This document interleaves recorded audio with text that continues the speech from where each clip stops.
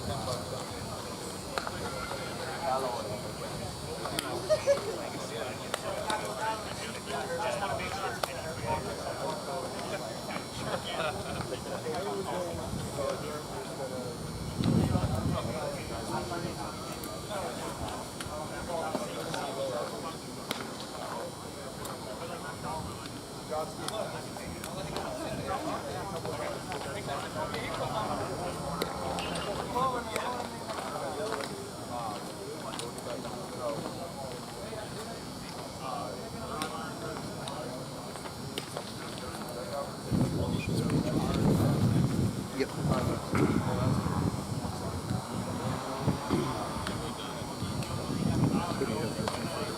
Yammer Pineda. Yammer? Yammer.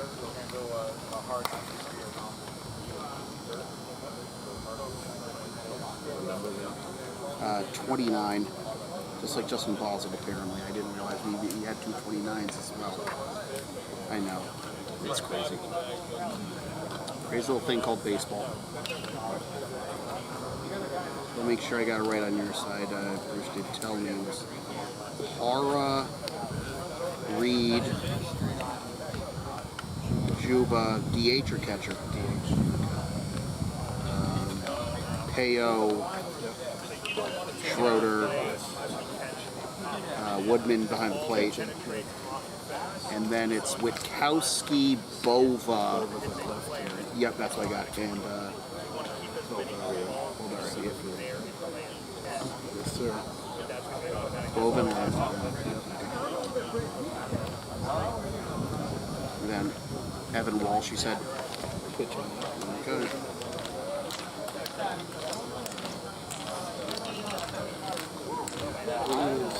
Miles Reed, correct? Miles Reed at second, yeah. Silas is the pitcher.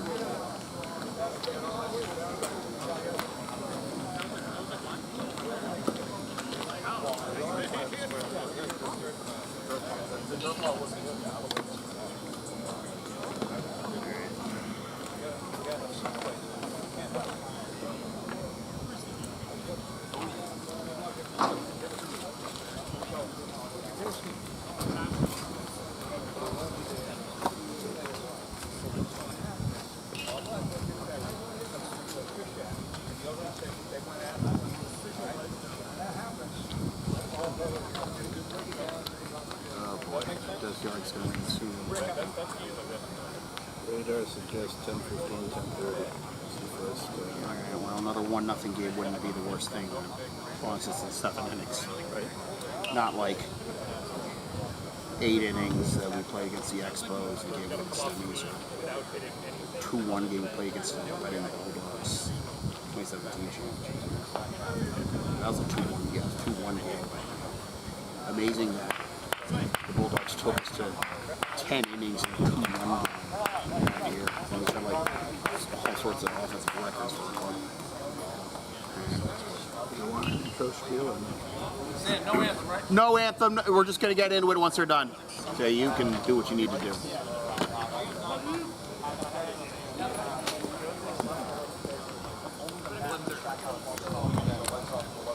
Yeah, solid blues is fine.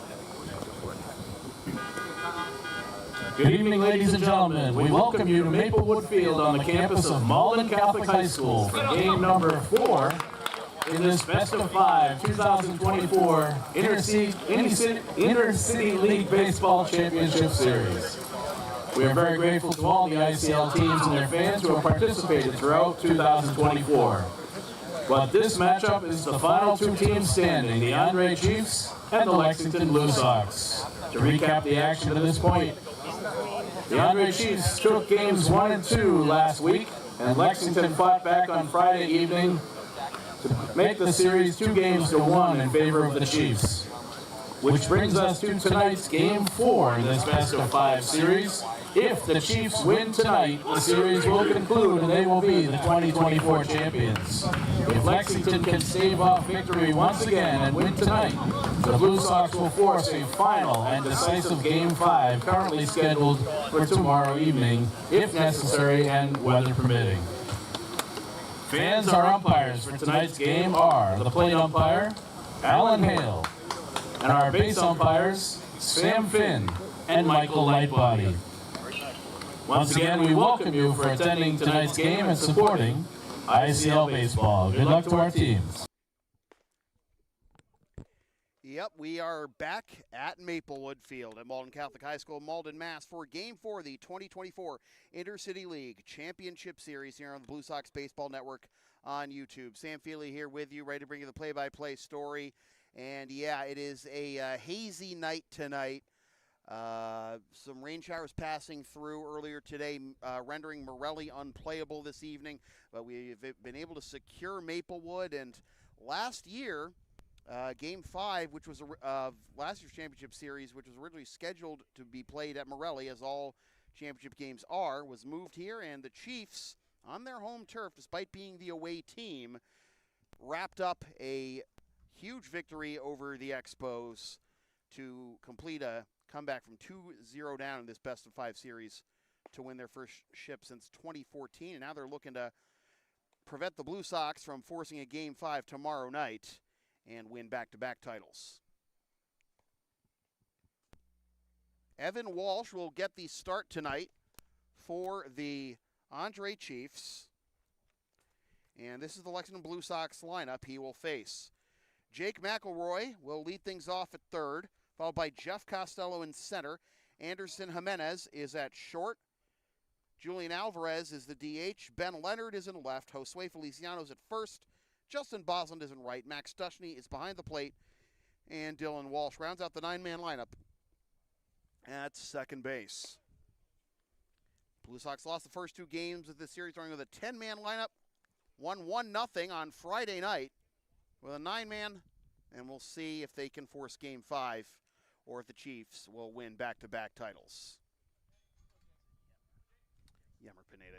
And Yammer Pineda getting the start on the mound for the Blue Sox. We'll tell you more about the players' numbers as we go along. Jake McElroy leading things off, the third baseman for the Blue Sox. First pitch is in there for strike 1 at 8:02. We're underway.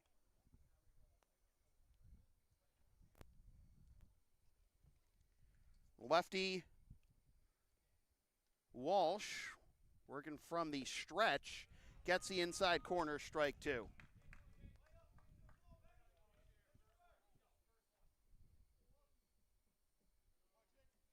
Breeze blowing in on this foggy evening. Fouled off the other way, and it'll remain 0-2.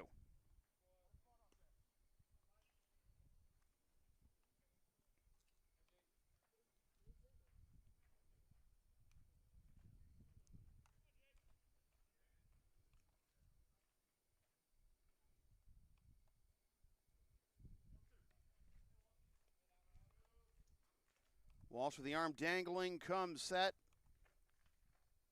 Breaking ball misses up and away. For ball 1, 1-2. Walsh, 4 appearances in the regular season. 2-1 record with a 2.52 ERA. Dribbled foul and a good battle to begin the ball game here by the Blue Sox third baseman.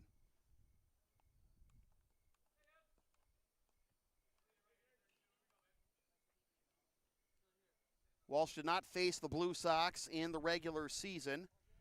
This is his first appearance since a 5-inning victory against Melrose Americans in the semifinals. Allowed 9 hits, 4 runs, 4 walks, and 3 Ks, and threw 2 wild pitches. Read the top line. It is 2-2.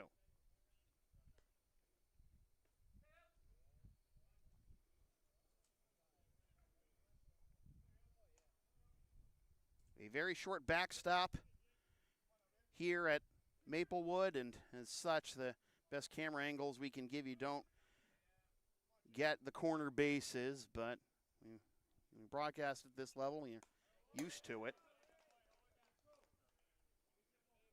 Just got to turn to radio play-by-play midway through a plate appearance, basically.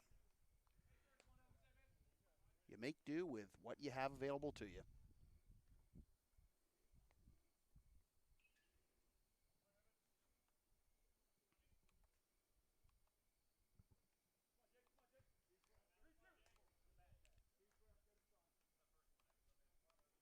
From 0-2 to 3-2, and the pitch. Down and in for ball 4. McElroy works a leadoff walk.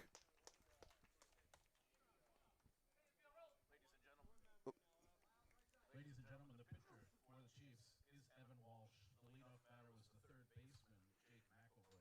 Now batting, the center fielder, number 9, Jeff Costello. So the leadoff walk by McElroy brings up Costello. Another lineup shuffle for the Blue Sox here in Game 4. Chiefs have remained pretty consistent with their lineup so far this series, although another change tonight, and we'll tell you more about it later on.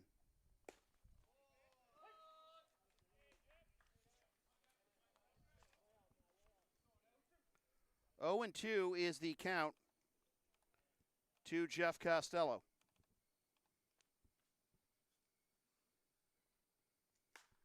Fouled off the other way.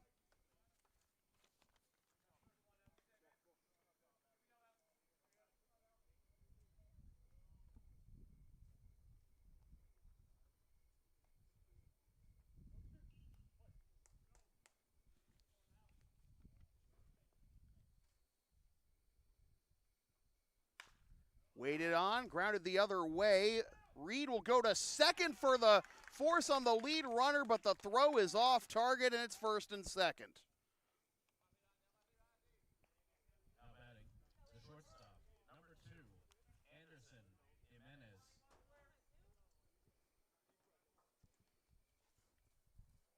I hasten to give that an E6 because that was right on the money for Witkowski covering the bag, and that's one you really shouldn't just let go unless Bruce in the dugout had a better angle on Reed's throw than I did. But first and second, nobody out for AJ, and that is up and away for ball 1.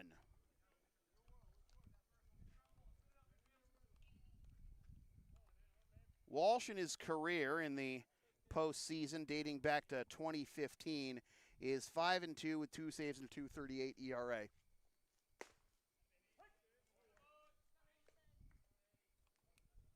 One and one is the count to Jimenez.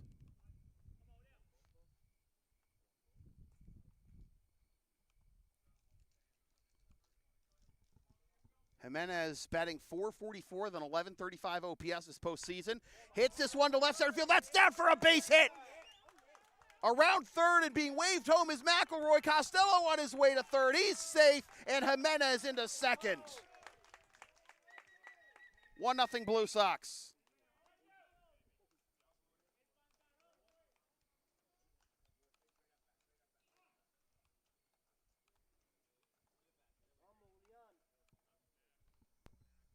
So Alvarez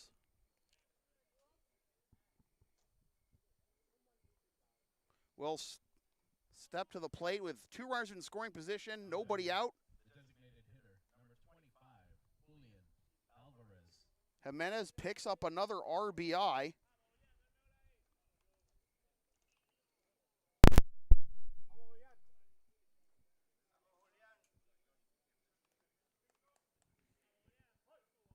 AJ's third RBI this series and 6th of the postseason. And Alvarez takes low for ball 1.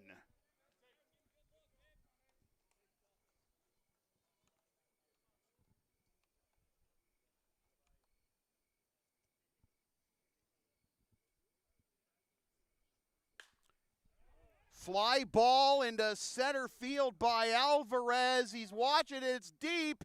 It is caught. Holding at second is Jimenez, but tagging from third and scoring is Costello on the sac fly to make it 2-0. The left fielder, number 16, Ben.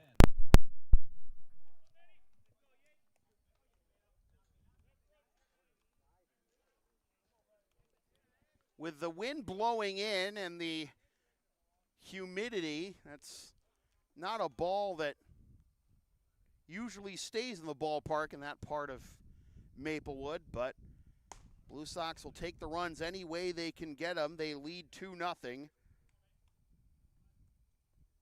that's ball 1 to Ben Leonard. 2-0. Not sure what's going on with my headset, but I thought I picked the one that didn't have these issues.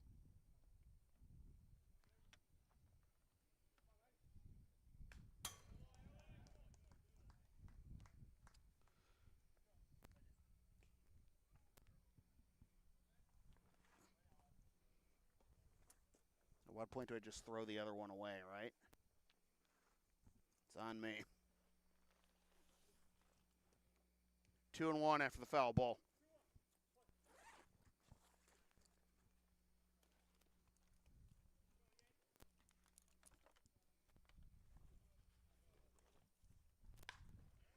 Smash down the first base line, but Schroeder with a nice play to make it 2 down, and to third goes Jimenez on the 3 unassisted.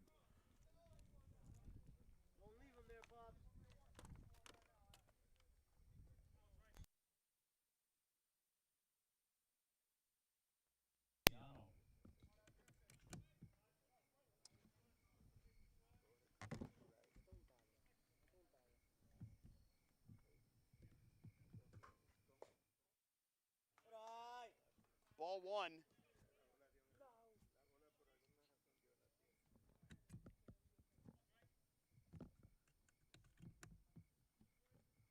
To Josue Feliciano.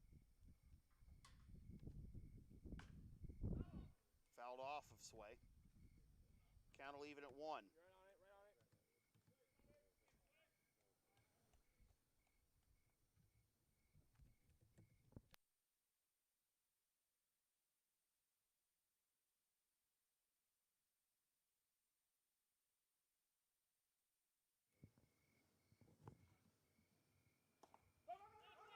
That one gets away. Throw is offline, and it is 3-0.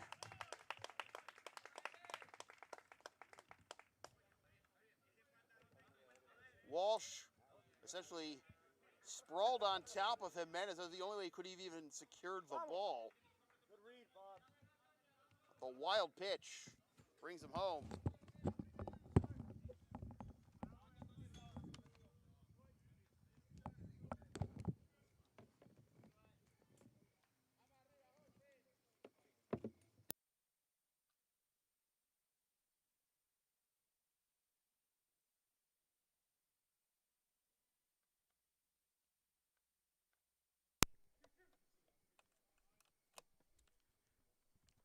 So if you had any doubt that my last remaining brain cell is not working, I was speaking into the microphone that I was using before while I was trying to plug in this one.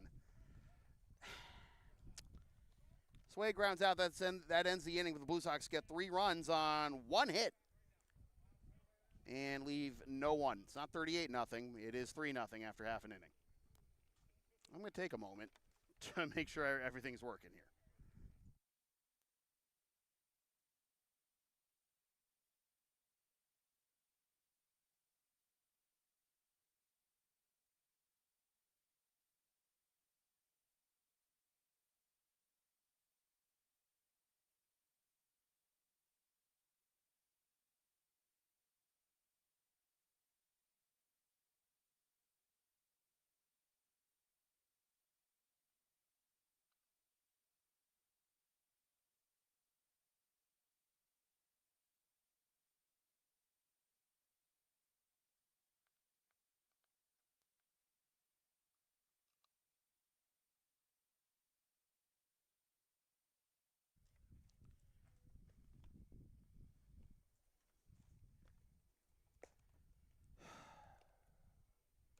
and exhale. Blue Sox staking Emmer Pineda to a 3-0 lead before he even throws a pitch, and this is the Andre Chiefs lineup he will face. Juan Parra will lead it off in right field, followed by Miles Reed at second. Teddy Juba is the DH. Hector Payo is at third. Mitch Schroeder is at first. Byron Woodman is behind the plate. Nate Witkowski is at short. Joe Bova is in left, and Nick Faldaria rounds out the lineup in center.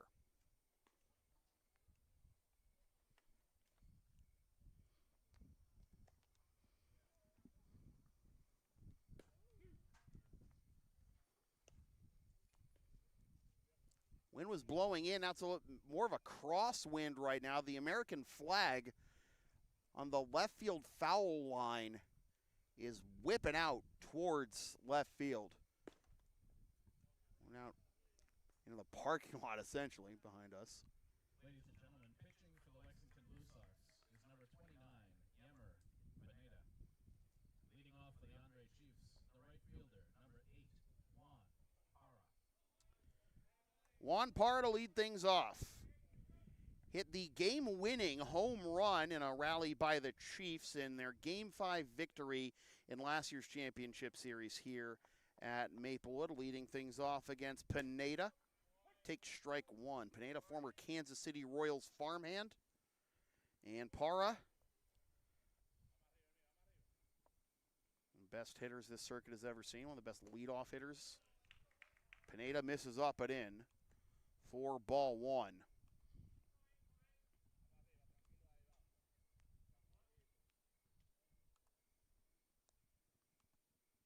Pineda working with a full windup and gets to the outside edge for strike two. Parra does not like the call. Pineda appeared in 5 games of the regular season, was 1-1 with a .263 ERA. Did not face the Chiefs in the regular season. Longest outing was his last appearance of the season against the EI Braves on July 11th. And he misses high there to even the count at 2. This is Yemmer's 3rd appearance of the postseason. Got the win in Game 3 against the Middlesex Expos, going an inning and 2/3 with 1 walk and 2 Ks. And Parra's now worked at full, 3-2. Pitched 1 inning in the Game 4 clincher. Did not allow a hit or run or a walk while striking out 1. 3-2 to Parra. Leadoff man is aboard for the Chiefs.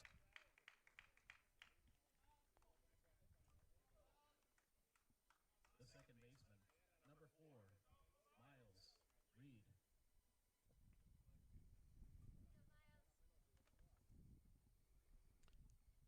So, both teams' leadoff men turn a long at-bat into a walk, and Blue Sox cash that eventually into 3 runs.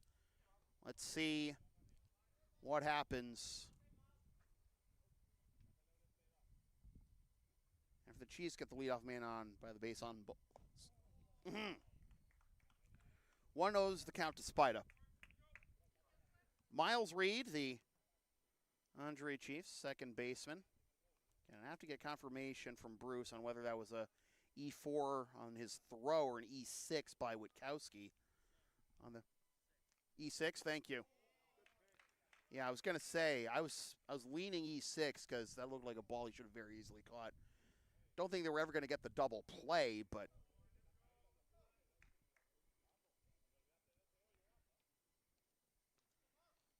no matter. Blue Sox took advantage. And now, speaking of advantage, Reed ahead in the count, 3-0.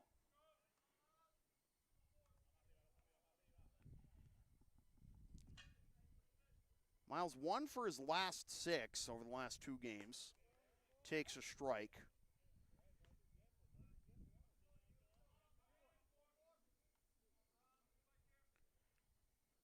Going 2 for 3 in game 1. OPS of 894 in 5 games here in the postseason. A fortuitous bounce off of Pineda's glove. Well, I would say that's your standard issue 1-6-3 double play. 2 down.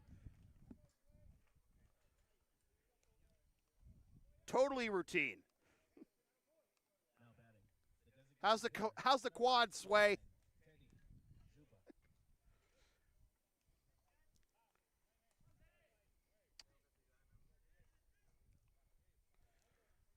Well, here's Teddy Juba to try and start it up again with 2. The fog right now here at Maplewood, that's on the outer edge for strike 1.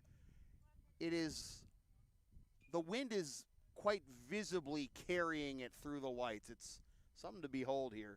And you folks can actually see it down the top of your screen. That's a wild shot. Look at that. Nature is beautiful. Baseball is beautiful, but also chaotic. So is nature, to be fair. I love metaphors. 0-2. Sometimes I hate them too. Juba into right center. The fog could be a factor here. Whoa. A little bit of a stumble at the end, but making the catch for the final out of the inning is Bosland. And Pineda faces the minimum. We are through 1, 3-0, Blue Sox. The score, Lexington Blue Sox 3 and the Andre Chiefs 0. Fans, for your safety as well as those around you, we ask you to remain alert at any time for a foul ball which may leave the playing surface. And we thank you in advance for returning any foul balls to either dugout throughout the course of tonight's game. Maplewood Field is a smoke, tobacco, and alcohol-free facility for tonight's game. We appreciate your cooperation and understanding. Fans, we all need to work together to help keep Maplewood Field clean and safe for all. Please, no sunflower seeds at any time, and please practice a carry-in, carry-out practice. Whatever you brought with you, please plan to bring with you at the end of the night. Trash receptacles are available in the parking lot. And for your convenience, there is a porta potty available just outside the gate in the parking lot, down the third base left field side of the park. Thank you for helping keep that porta potty neat and tidy for the next person. Thank you.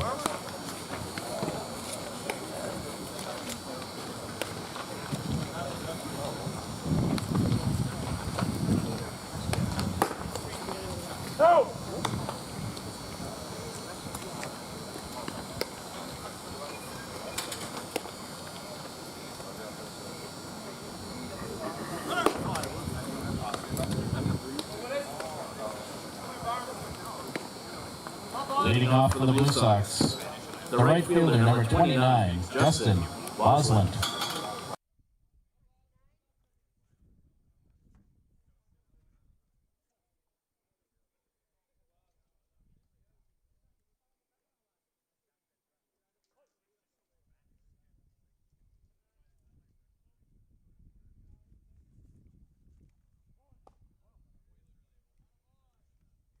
Justin Bosland leading things off here in the top of the second, the bottom third of the order. Due up for the Blue Sox, Boz, Max Duchney, and Dylan Walsh. Meanwhile, Evan Walsh.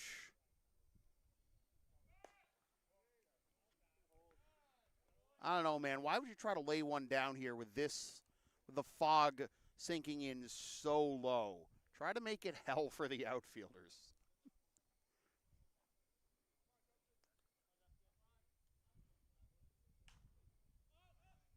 I mean, well, if it weren't for that, I'd say, boy, if that lands in fair territory in just a moment, we're going to have some problems.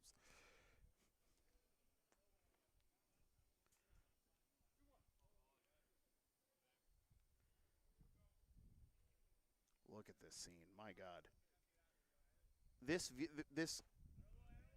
This shot, though, to be fair, though, that you folks are watching on your screens doesn't do it justice.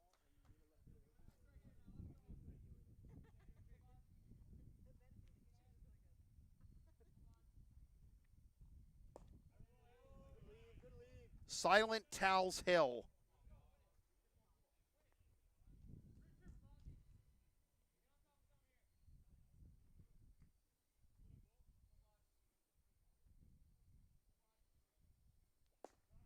Outside corner, strike 3 called.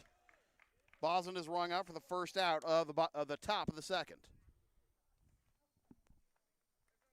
Now batting, the catcher, number 7, Max Duchney. Here we go, Max.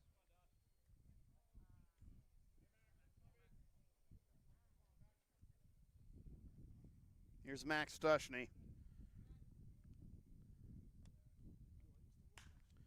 Into right center field. Here's your first test. Pretty easily passed, though, by Valdario for out number 2. The second baseman, number 4, Dylan Walsh.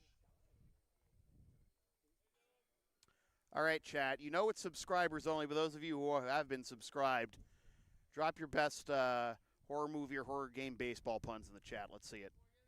Horror baseball games. Hashtag horror baseball games. Hashtag horror movie. Hashtag horror baseball movies. Let's see it. Content. The algorithm demands it. Dylan Walsh against Evan Walsh.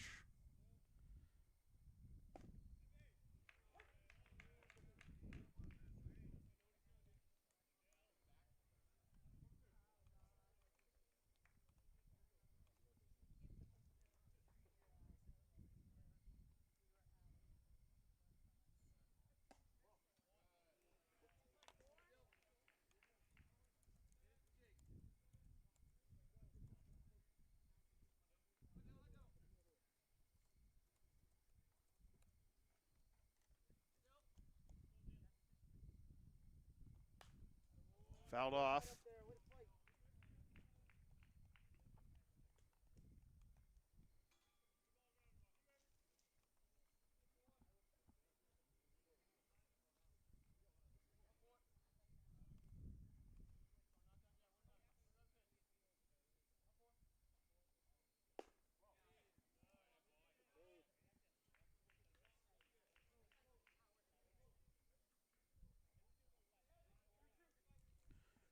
Full count with Jake McElroy, the leadoff man, due up next. Payoff pitch. Ooh.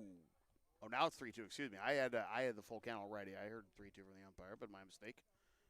Yep, that's why you never listen to me, ever, about it for anything. Now the payoff pitch. Here we go.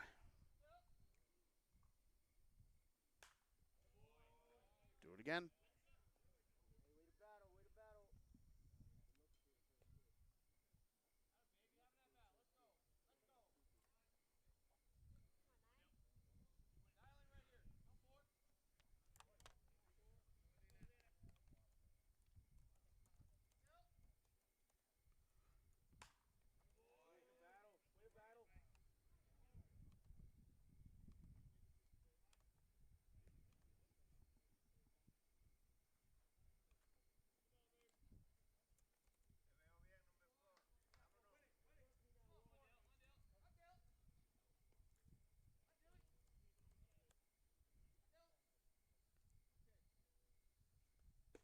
Up and in for ball 4. And Dylan Walsh works a long at-bat into a 2-out walk to turn the lineup over for Jake McElroy. Turned a long at-bat into a leadoff walk and eventually scored the game's first run last inning.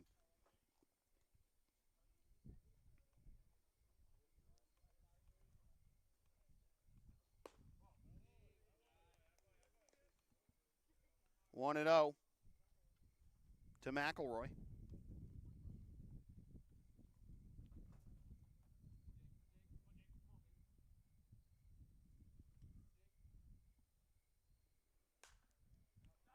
Fouled off and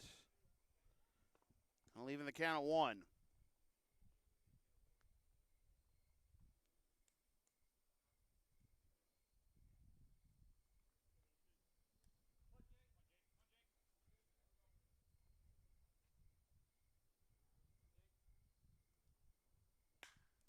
Laced into left center field, we caught it.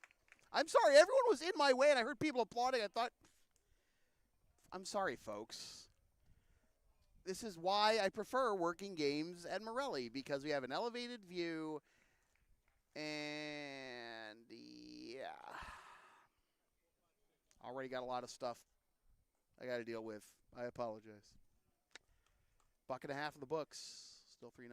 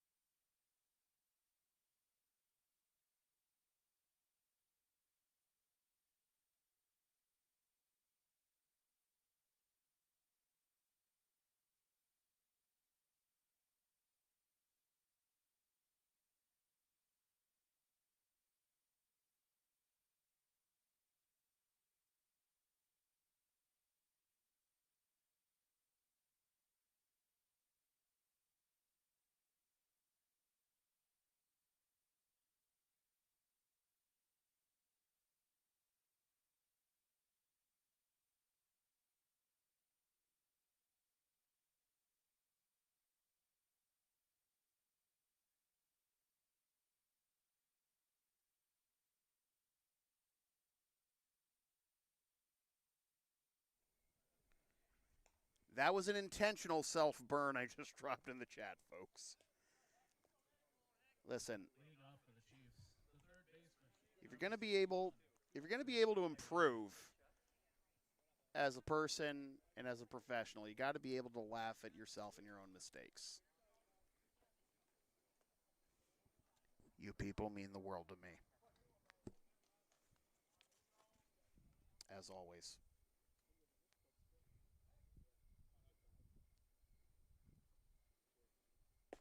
Breaking ball drops in there for strike one to Hector Peo.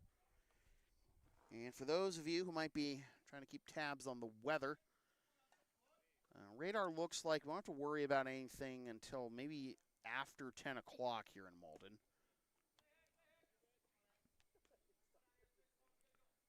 But we shall see.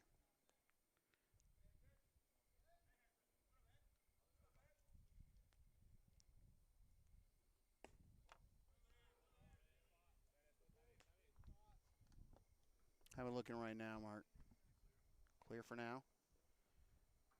Does this have the future forecast radar? Oh, well, even better. 11 o'clock, Mark says. Right now, looking at the future radar, so. Well, it ain't going to be another 1-0 game, that's for sure. But Friday night was the third 1-0 ball game that the Blue Sox have played in these playoffs alone. But another leadoff walk, this one to Peo. First baseman, number 39, Mitchell Schroeder.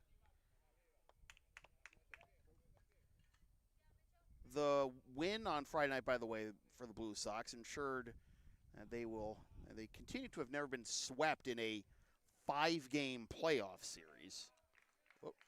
A balk has been called on Pineda. I mean, he did look like he was twisting, turning quite a bit on the mound, but I'm not sure that he ever, actually came set. But who wants to drop the balk copy pasta in the comments? Everyone knows what a balk is, right? Rule 1, do not do a balk, please. 1-0 to Mitchell Schroeder, the first baseman, who made a nice defensive play back in the first inning. Now looking to get the Chiefs on the board, and he takes a strike. 1-1.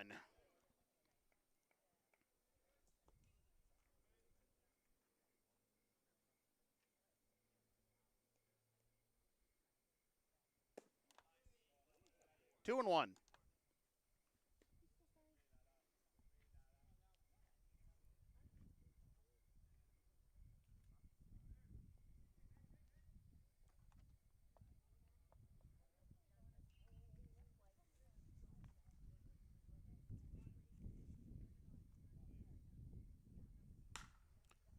Hard grounder to short. Jimenez looks Peo back and fires on to first for out number 1. Now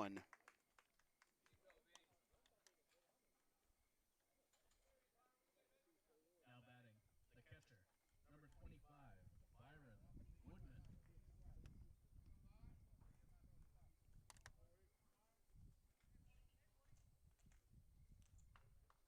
Here's the catcher, Byron Woodman. Runner in scoring position, one down here in the bottom of the second.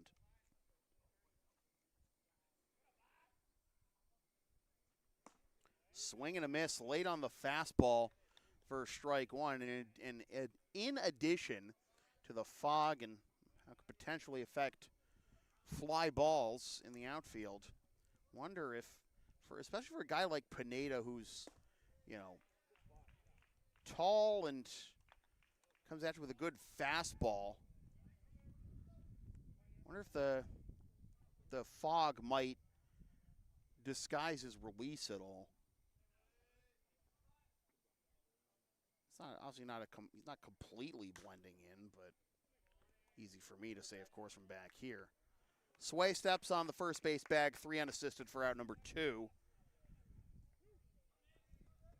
To third on the play goes Peo.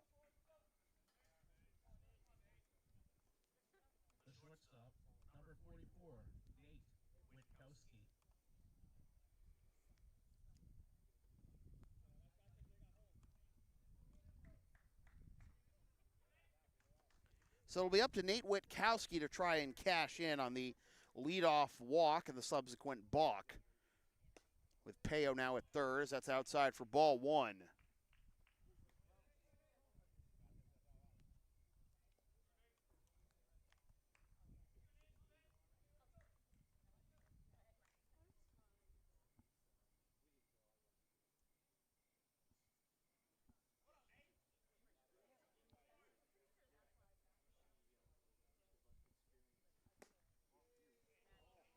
Two and 0.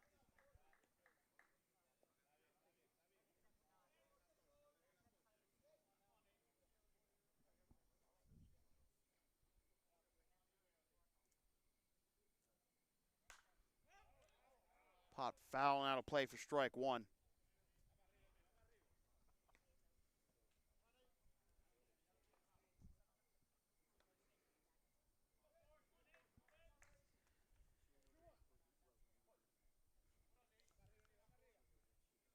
Pineda looking in for the sign from Dushney. The pitch. Oof, it is 3-1. In playoff games four, the Blue Sox are 5-1 all time, 3-1 in the finals, and 2-1 when they are down 2-1. So 3-1 in the finals, win down 2-1. So they have forced a game five 3 times in this spot, as that is outside for ball four. That brings the timer on the plate.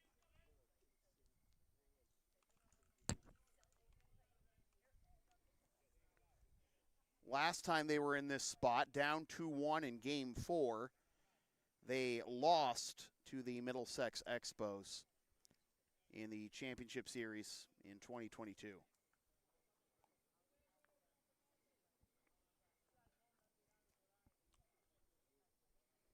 Overall in game four, Lexington is 11-5 and 6-3 in the finals.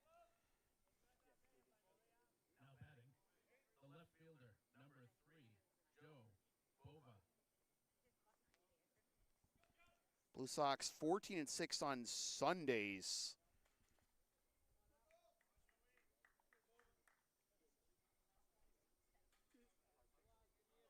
This season, including a win over the Middlesex Expos to get to the finals. And 5-1 since 2006 on August 18th. August 18th, 2023 is the 1-year anniversary. 1 year ago today, the clincher for the Chiefs of last year's championship. This could be trouble. Jimenez got it for the out that retires the side. Only fly balls in the outfield. I'll just pop-ups in the infield with this fog. But the Blue Sox strand runners at the corners and still lead 3-0 after 2.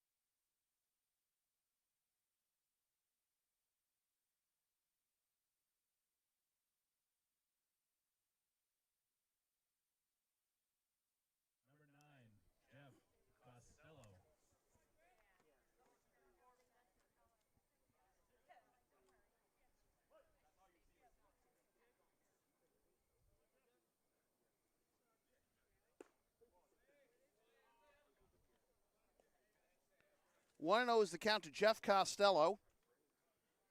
Reached on a fielder's choice and scored back in the first. 3-0 Blue Sox on top of the Andre Chiefs.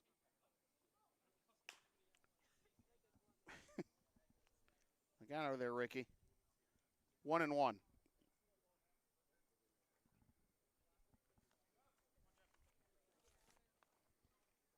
Been just one hit in this ball game.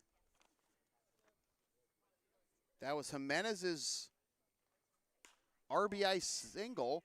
Costello hits this one into center field, and nicely done.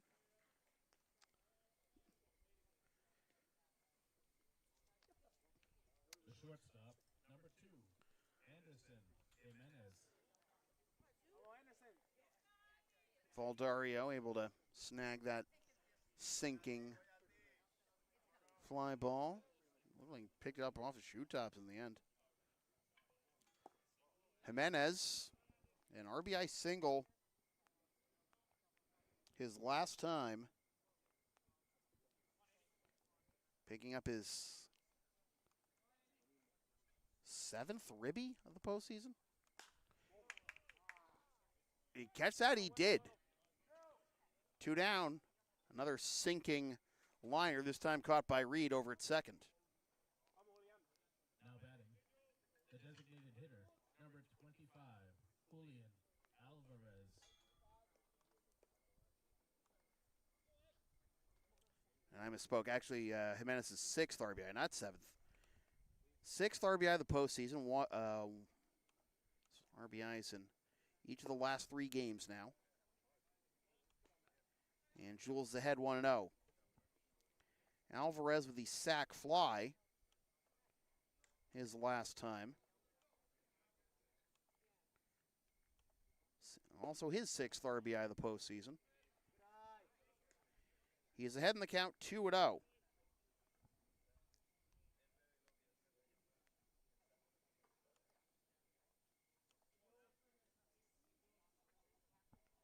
"21 RBIs in his Blue Sox career for Jules, who's now ahead 3-0. The 6 now that he has matches a career high in the postseason with the Blue Sox as he set in 2021.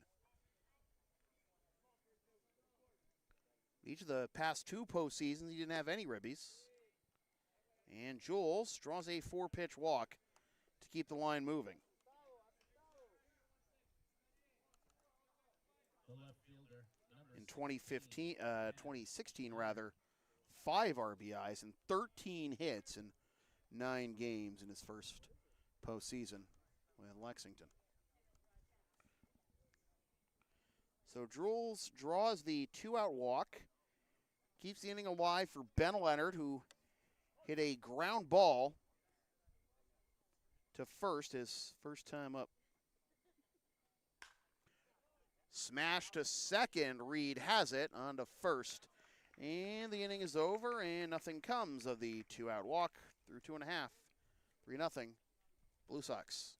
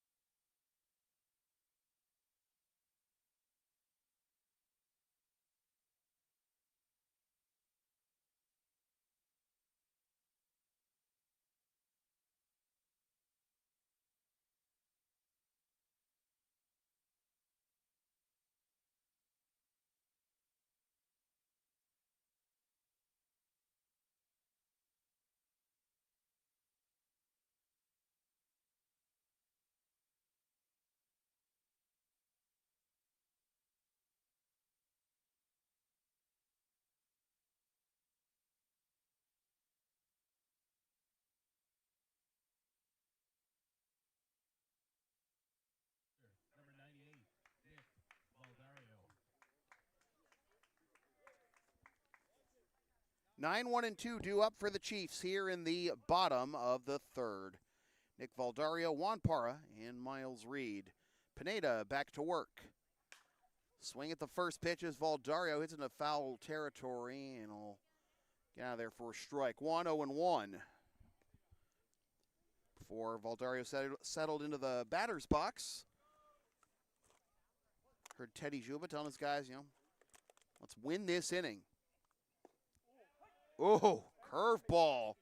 Gets the inside edge. Strike 2.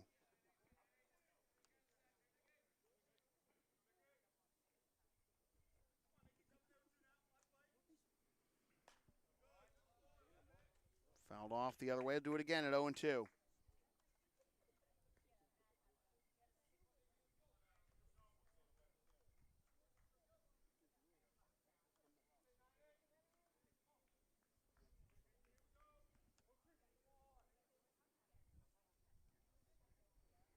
Pineda nods for the sign.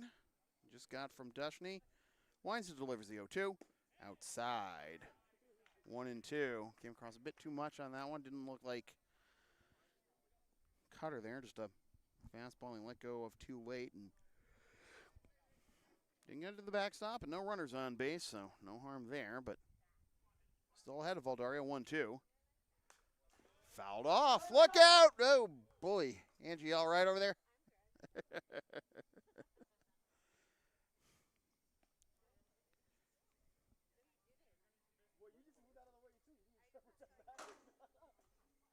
Little man over here was too occupied with his phone.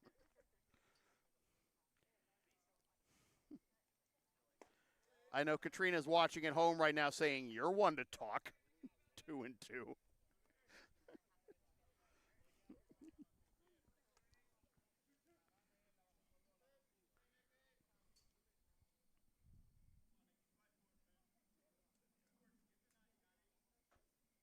Oh, well, from 0-2 to 3-2. So that's happened a lot tonight for both pitchers.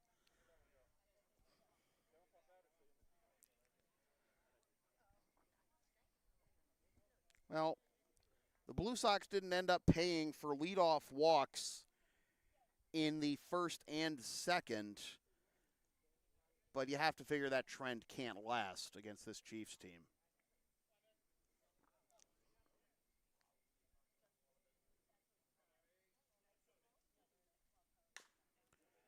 Grounder, Walsh on to first. And for the first time tonight, the leadoff man is retired for the Chiefs.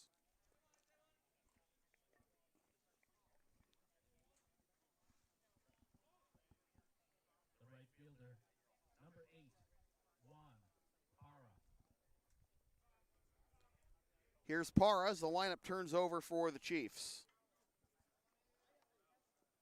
Drew a walk to begin the bottom of the first at 1, but was doubled off on that 1-6-3 double play off that the liner off of Reed's glove that deflected off of liner off of Reed's bat that deflected off of Pineda's glove. 1-0. Count to the Chiefs leadoff man.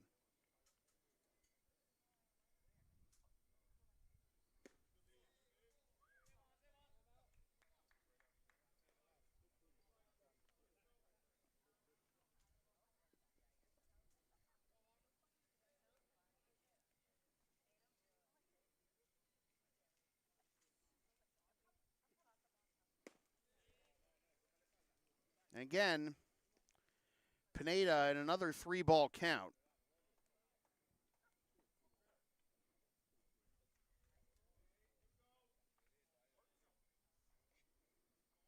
Ahead of Valdario 0-2, ran up to 3-2, but eventually got a ground ball out of him. Slowly hit one that Valdario could have easily beaten out. There's a strike, 3-1.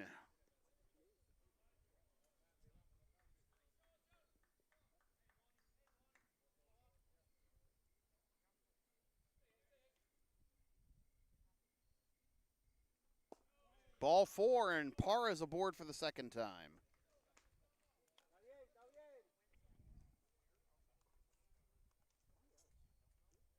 The second baseman, number 4, Miles Reed.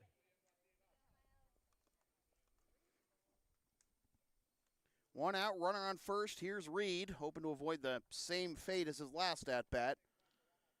Smash up the middle that nicked off of Pineda's glove and straight into a double play ball.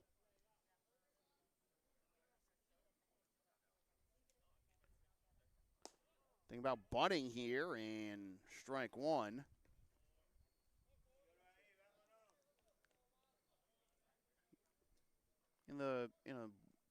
When you're down 3 in the third inning and there's one out, you gonna try and run here? Popped up at a foul territory, but that's gonna land before Boz can make a play. 0-2 is the count to Reed.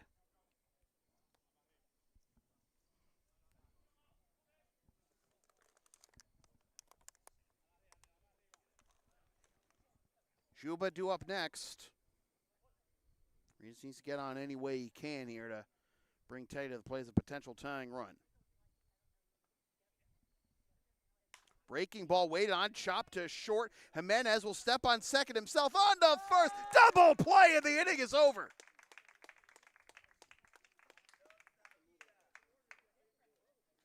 And once again, Reed grounds into a double play. And it is still 3-0 Blue Sox after 3.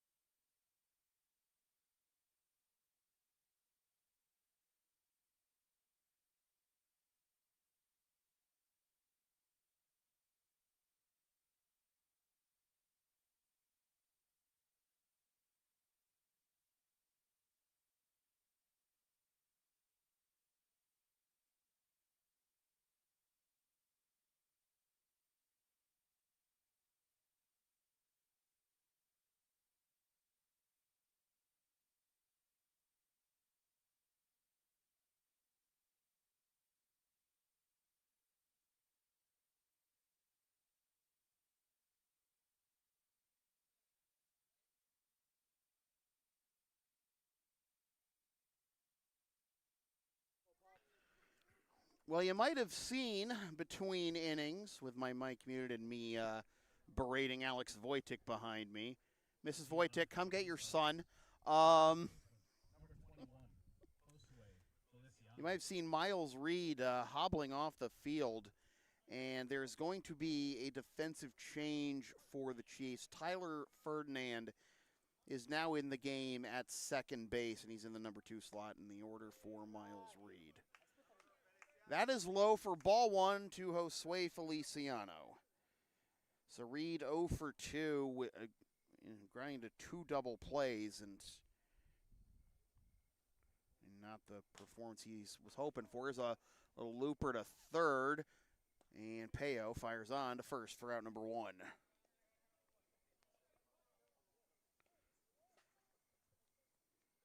The right fielder, number 29, Justin Bosland. So Sway is 0 for 2, and here's Bosland. Struck out looking his first time up, which is the only strikeout tonight. There's also only been one hit tonight. Again, it was Jimenez's single. Everything else has been put in play. Everyone else has gotten on board via walk or an error in the case of the top of the first. Costello reached on the would-be force out of McElroy.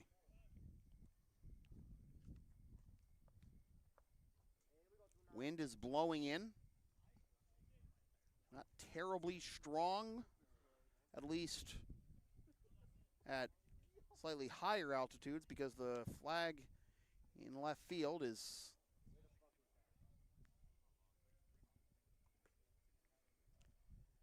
basically still right now, at ease, and Boswell with 2 strikes on him right now.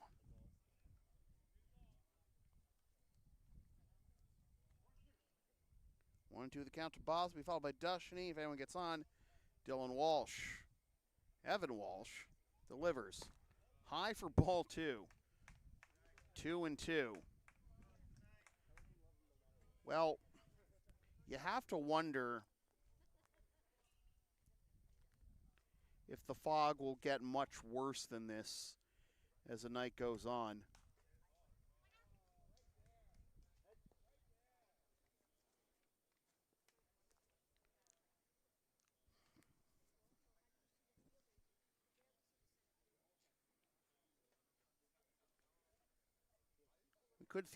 We could suspend this game if absolutely necessary, but there's also rain in the forecast the first couple of days of this coming week, tomorrow and Tuesday.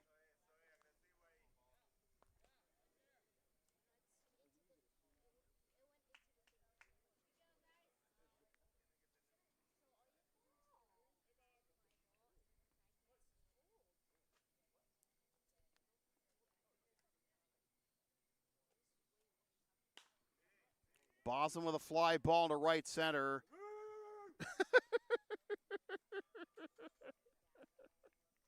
Can you not? 2 down. The catcher, number 7, Max Dushny.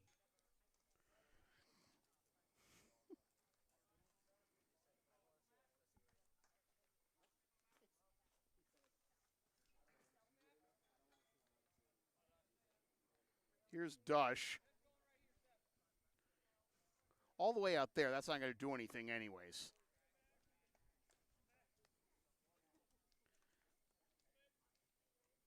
One knows the count. I don't have my tablet with my music on it tonight, but I feel like I would be try to find Thriller to play with the fog rolling in. If I had it, I do need to upgrade it before junior hockey season. That's for sure, though. And one of the things on my to-do list for months at this point. 2-0. Fly ball the other way into right field. Out. 1-2-3 inning for Evan Walsh. That's always clutch for the Chiefs right now. We are halfway home. Still 3-0 Blue Sox.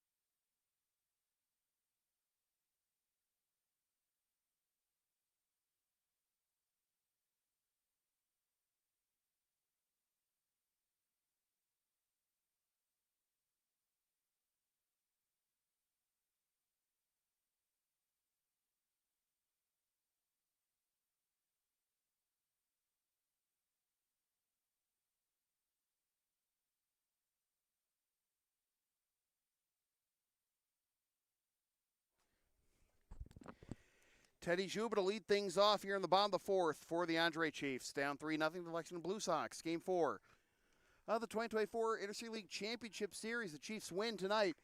They are the champions. The Blue Sox win Game 5 tomorrow night, we think, at Morelli. At Maplewood tonight, because of the rain earlier, that rendered the grass surface unplayable.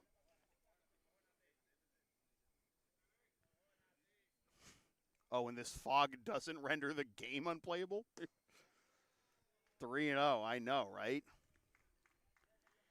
This stuff has been building more and more since sunset. Hasn't affected the outfielders yet. Oh, 3-1.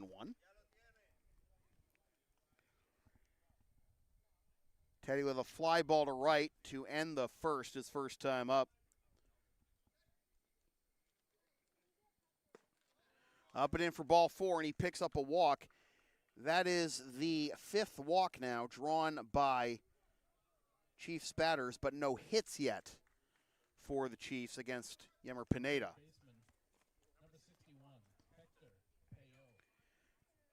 Blue Sox aren't faring much better in the hit department. Only 1 hit tonight, though they do lead 3-0. All 3 runs coming in the top of the first.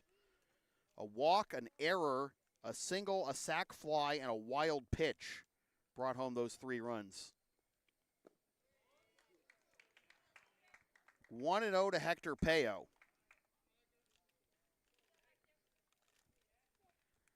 Additionally, there's only been 1 strikeout tonight, so the teams are putting the balls in play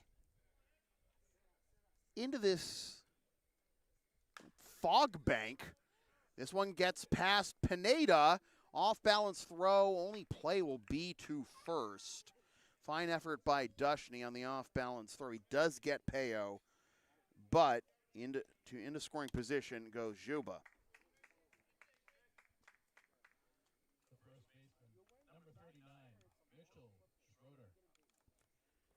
But yeah, all these balls being put into play, but they're mostly ground balls. Not too much into the outfield, but even the outfielders haven't been crippled by this fog bank here.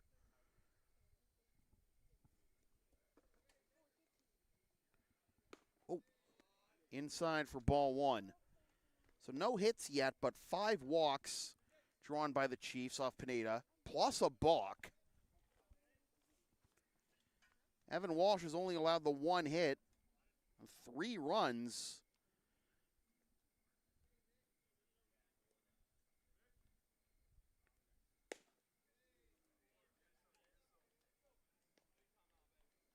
All of which are unearned.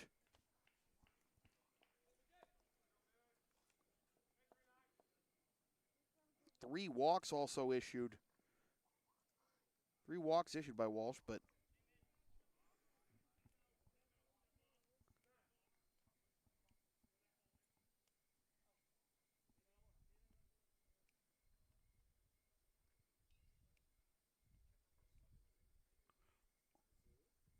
whoa.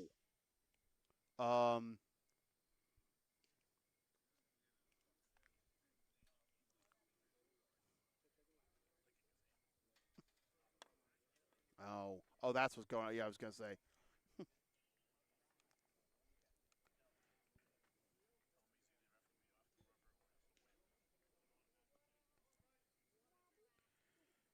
Okay, so Sam Finn was just going over to talk to Pineda about going to his mouth on the rubber.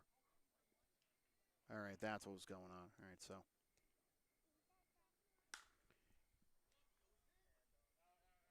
In a foul territory, and that'll be a strike.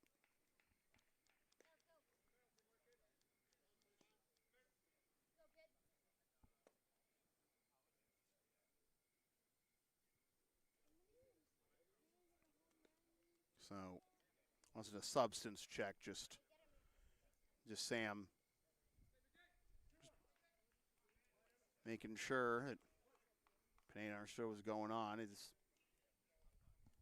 one of the coolest nights of the summer with wind and the fog and everything. Here's a grounder to third, bobbled though by McElroy, and everyone's going to be safe. Juba did not advance from second, so it'll be first and second with one down. Number 25, Byron Woodman. So that does bring the tying run to the plate in the person of Byron Woodman.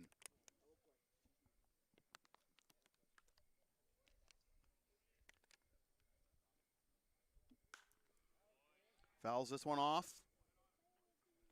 Strike one. Oh.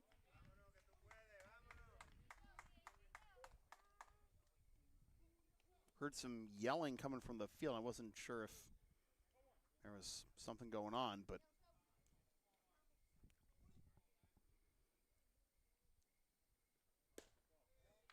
up and in for a ball, 1-1 is the count to Woodman, who grounded out to first his first time up. E5, that ground ball off the bat of Schroeder to third puts him at first. Juba still at second. Oof, inside, 2-1. Woodman ahead in the count, representing the tying run and potential closeout game for the Andre Chiefs.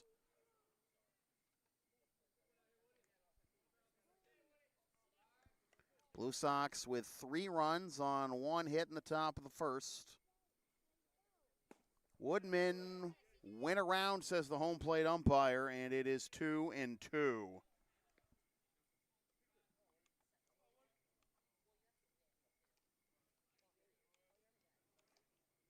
Playing this game at Maplewood because the rain earlier washed out Morelli. 2-2. Runs inside, full count, with Nate Witkowski due up next.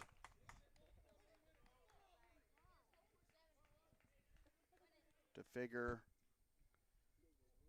and if Pineda doesn't get Woodman here, alarm bells are going to start to ring for the Blue Sox bullpen. Pineda comes set, 3-2. Popped up. Heads up. We're good. Out of play. Do it again at 3-2 with Juba at second and Schroeder at first. Game potentially hanging in the balance here. The Blue Sox dusting off a beat down in game 2 that put them in a 2-0 hole. Put on the brink of elimination with a 1-0 victory in game 3 on Friday, the third 1-0 game they've played this postseason.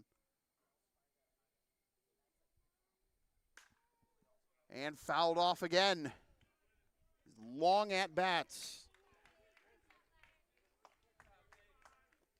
You had to figure Pineda wasn't going to be terribly long for this game anyways, even with the 3-0 lead, given the deep counts he's gone into and some of these at-bats, particularly a couple of the walks he's issued.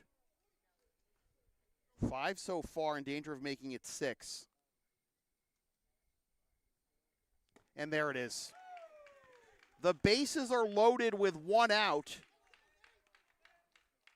And that brings the go-ahead run to the plate in the person of Nate Witkowski. But first, Pat McGowan going out to the mound for a conference.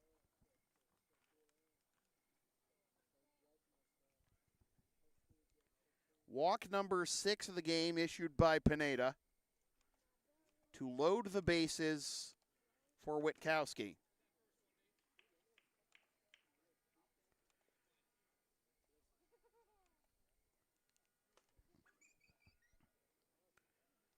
Over the last 2 years, Witkowski is a .378 hitter in the postseason, and that includes 9 hits in 18 at-bats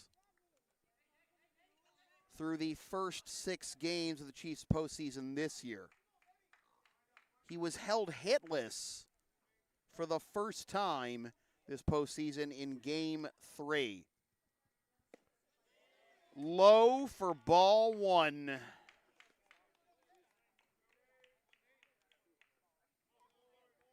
No RBIs in last year's postseason, but did score 4 runs. 2 ribbies, 4 runs, and 4 walks this postseason for Nate, who is ahead 2-0.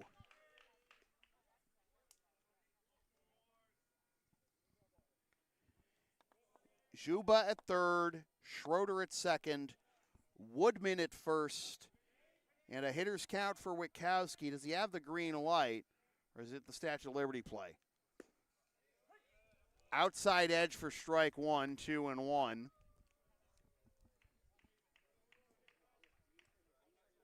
Or does he still have the red light until nonetheless Pineda gets to a 2-strike count is the question. Working with the full windup here with the bases loaded. Pineda delivers. Driven into left field. Remember, it's a short porch, and it is down for extra bases. 2 runs will score. It says something when straightaway left is the deepest part of the ballpark, but a 2-run double for Witkowski, the first base hit of the ball game for the Chiefs, has them within 1.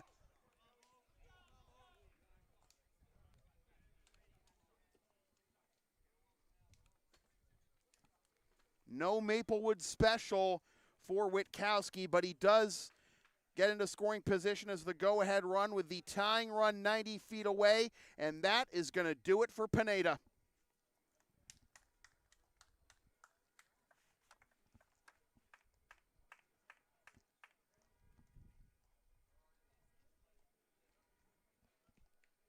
Witkowski with his first extra base hit and 3rd and 4th RBIs of this postseason.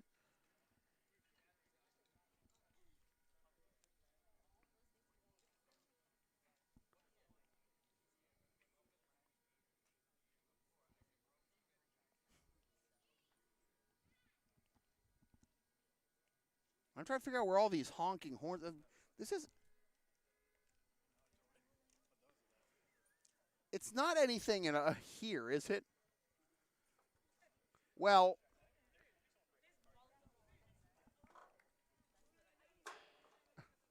you're going to investigate, Alex?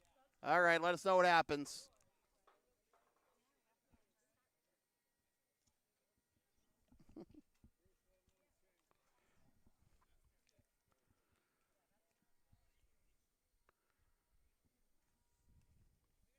Well, while a couple of our intrepid reporters behind us go see what's going on with the car alarms, John Carlos Ramirez is going to take over on the mound for the Blue Sox to try and preserve this lead.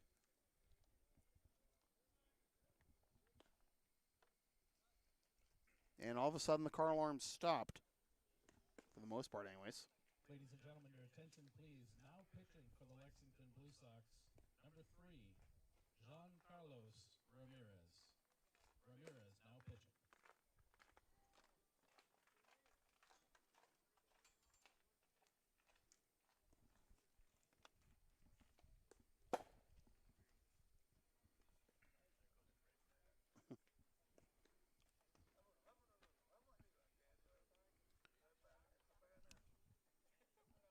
So Ramirez takes over on the mound. Only pitched in 1 game in the regular season. In the postseason, last pitch in Game 4 against the Expos, an inning, 2 hits, no runs or walks, and 2 strikeouts.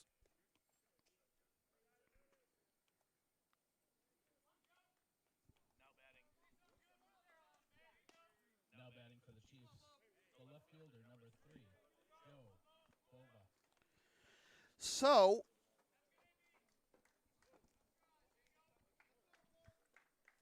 owing to the poetic nature of baseball, Joe Bova, who began this series 0 for 7 and then followed it up with 3 straight hits in Game 2, then was not in the lineup in Game 3, is 0 for 1 tonight, has the chance to put the Chiefs in front in a potential closeout game. And before Ramirez even throws a pitch, Max Dushney going out to have a word with him.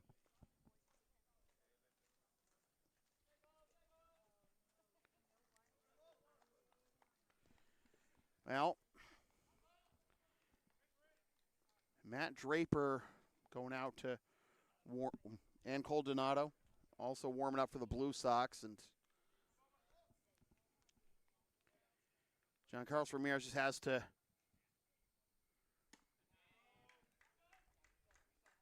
keep the Chiefs at bay here. 1-0 is the count. I feel like this is just like a bridge here for Ramirez to get those guys some time to get warm.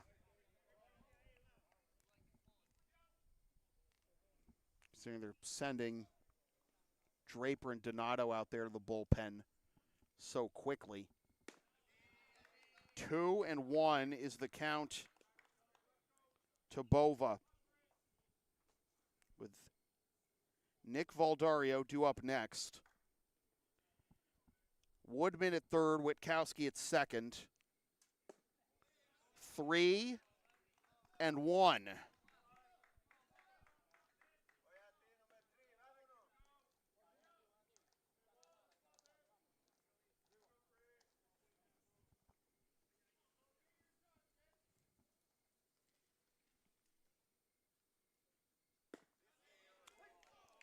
Strike 2, 3-2.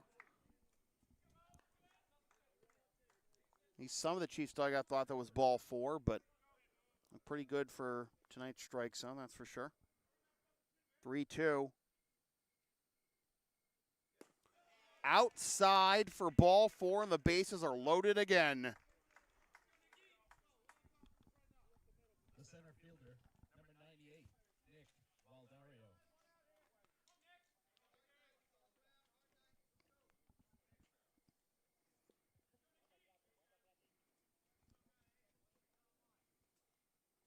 Here's Valdario. Swing and a miss for strike 1.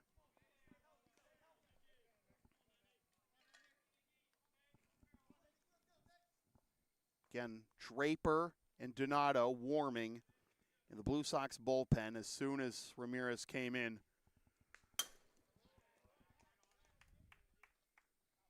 Read the top line. It's 0-2. The infield is in. Hoping to get the force at home. Valdario with his speed. Johnny Cueto bit. Strike 3 called!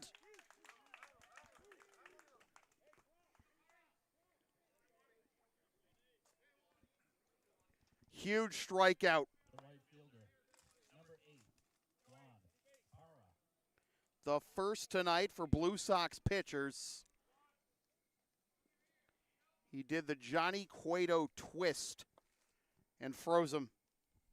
And now here's Parra. Oh! Strike 1. Parra with a couple of walks to his credit.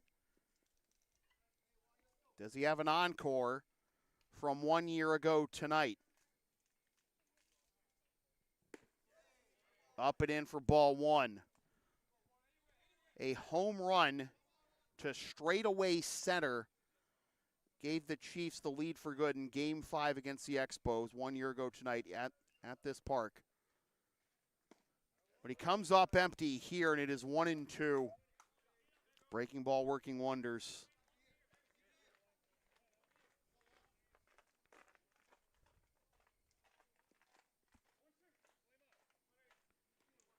Woodman at third, Witkowski at second, Bova at first. Ramirez comes set. 1-2.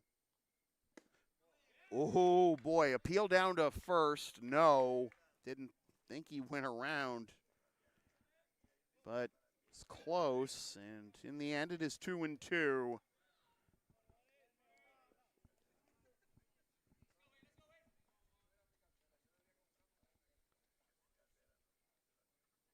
Slide step. Fouled off.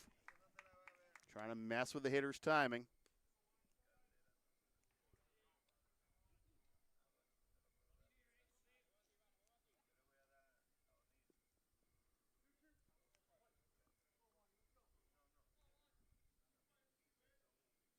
Ramirez, long look at third and delivers. Strike three, called it, he got out of it.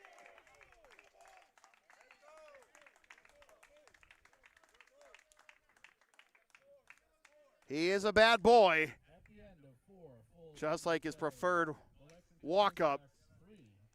And the Blue Sox allow 2 on the first hit of the night for the Chiefs, but preserve the lead 3-2 after 4.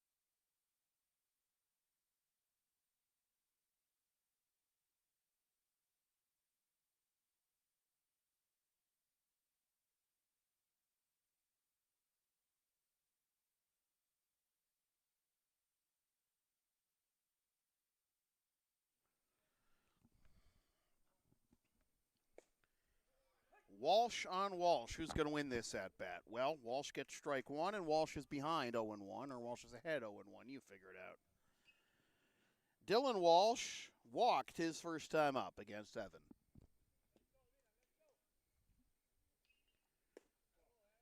One and one.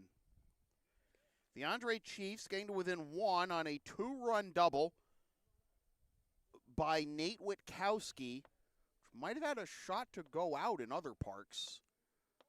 And again, it's straightaway left is one of the deeper parts of Maplewood.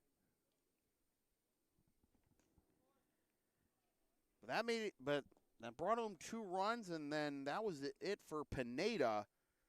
Ramirez came in, but Draper and Donato went to the bullpen immediately afterward. And that's where I got the idea that maybe as Dylan hits this one to left center field, and that is going to get down. Leadoff single for Dylan Walsh. But anyways, that's where I got the idea that maybe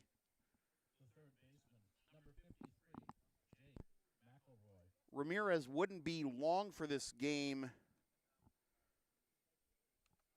It's basically as a bridge to get to Donato or Draper, but After walking the first batter, he faced Bova, got both Valdario and Parra looking to preserve the lead.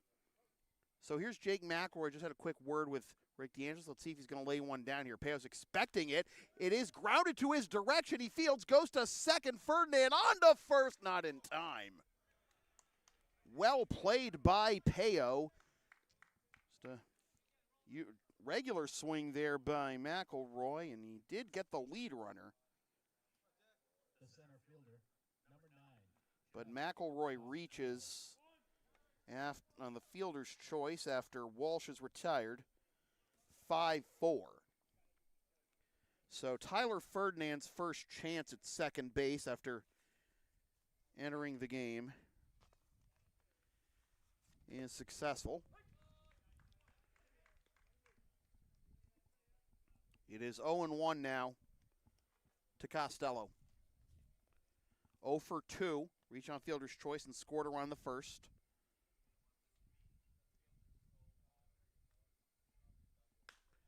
Popped up on the infield, Ferdinand, who took over for Reed after he came up lame, running out a double play ball. Makes the catch route number 2. The shortstop, number 2, Anderson Jimenez. And now here's Anderson Jimenez. RBI single in the first, which was the only hit of the game for the Blue Sox until Walsh's leadoff single here. Take strike 1, and then lined out to second in the third. 0-1 the count with McElroy at first. And 2 down. Swing and a miss. 0-2 to AJ, with Jules due up next.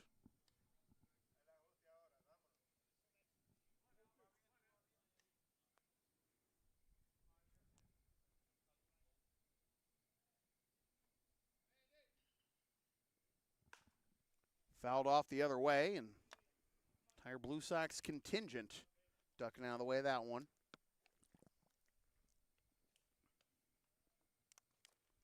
Still 0-2 to Jimenez. Fog's cleared up a little bit. That's good. The better to see, man. A little bit out in front of that one is Jimenez. Hope the fans with their lawn chairs along the edge of the turf there. Okay, just firing it back towards the Chiefs' dugout per Mark's directions. You'd be surprised how many fans at, these games and high school and travel ball games I've seen just try to, don't do that. As long as you're not going to try and be like the Zach Hampel of the Intercity League or anything. Fouled off. We'll do it again in 0-2. Dude apparently got basically boxed out during the Orioles-Red Sox series this weekend. So much so that he basically got knocked out and ate concrete trying to go for home run balls by Henderson and Rutschman.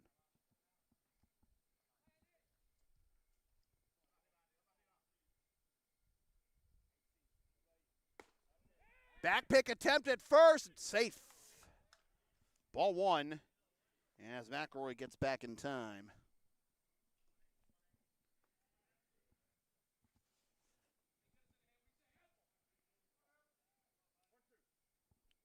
One and 2 is the count to Jimenez.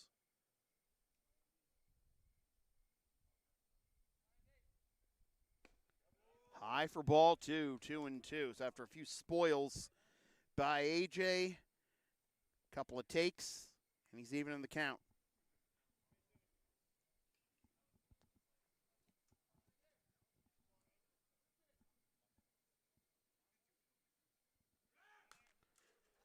Runner was going with the pitch, and AJ fouled it off. Do it again at 2-2. Long AB here for Jimenez. RBI single earlier. 6th RBI of the postseason. Drove in the only run of the game last night, Friday night rather. Curveball swung on and missed, goes to the backstop, but Woodman fires on to first to complete the play. And the inning is over, and is 3-2 Chiefs trailing the Blue Sox after 4.5.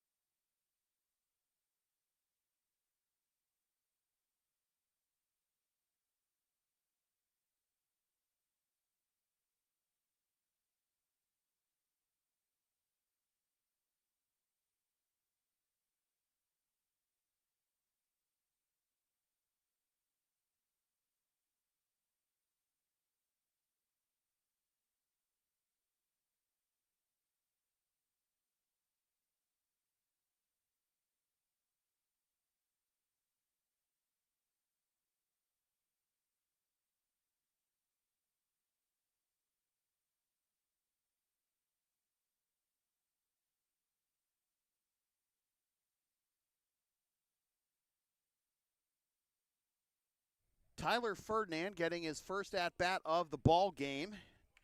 Takes strike one from Giancarlos Ramirez, and one defensive change for the Blue Sox. Justin Boswell and Jeff Costello have swapped positions. Says down away for ball one. Boz is now in center, and Costello is now in right.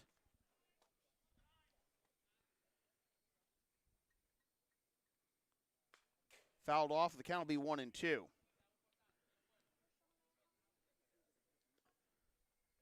Boz can steal a base or two, but with right field being so much bigger than center here, unlike other parks, because you want Costello's athleticism in that spot in the outfield. You need to make a play, but Ferdinand strikes out. 3 consecutive strikeouts now for Ramirez, and here is Juba. Juba led off the bottom of the 4th with a walk.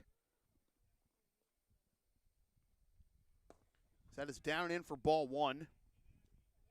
Came around to score on Witkowski's double, which is to this point the only hit of the game for the Chiefs. It was the only hit that Pineda allowed, but it chased him. And Ramirez came over, walked Bova, but then struck out Valdario and Parra, looking to end the Chiefs' threat. That's inside goes the backstop, 2-1. Now the strikeout of Ferdinand in his first plate appearance. Struck out 3 in a row. Now he's facing Juba and then Peo. And if anyone gets on Schroeder in a 1-run ball game, the Chiefs win. They are the Interstate League champions. The Blue Sox win Game 5 tomorrow night at Morelli, weather permitting. 2-2 from Ramirez to Juba. Downstairs. Full count. Change up would corkscrew a weaker man into the... Not sure if that was that close to warrant an appeal, and Juba granted time here. But anyways, changeup would corkscrew a weaker man into this turf. But not Thaddeus. 3-2. Down and in for ball 4.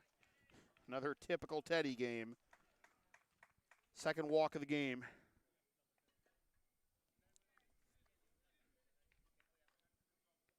And here's Peo.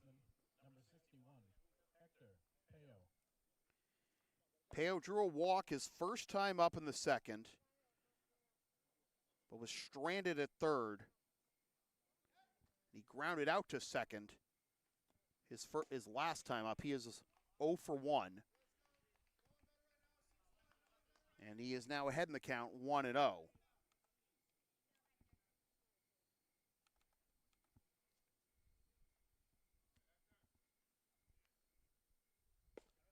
Quick pitch here by Ramirez, and he gets it in for called strike one to even the count. Chiefs with just one hit, the Blue Sox with just two. A 3-2 ball game. Foul tip into Dushny's mitt for strike two, 1-2.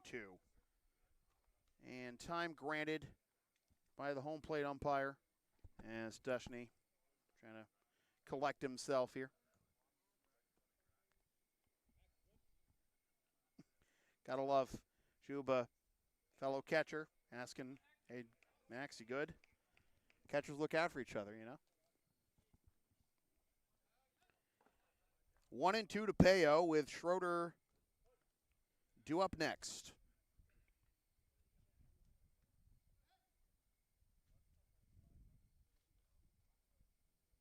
Swing and a miss, strike three.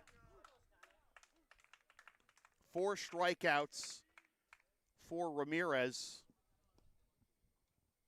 All 4 of his outs he's recorded have been by way of the K. And now here's Schroeder.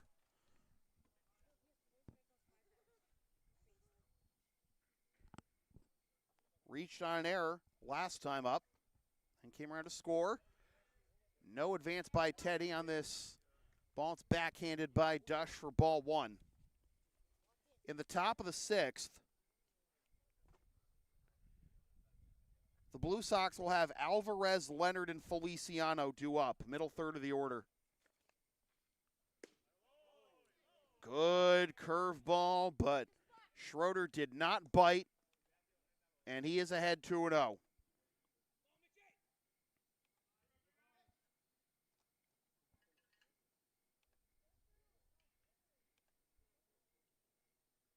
Ooh! Nearly got in and ran up the dental bill. He said it hit him. Yeah? What? Or, wait. What? What? Wait. Teddy was going to the second like it did and saw the umpire point. I thought.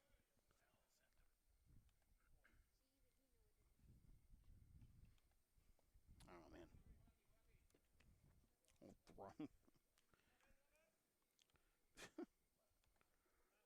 That was certainly a delayed call for a hit by pitch if that's what it ended up being, but it was not, so. Exhale. There's a strike, 3-1.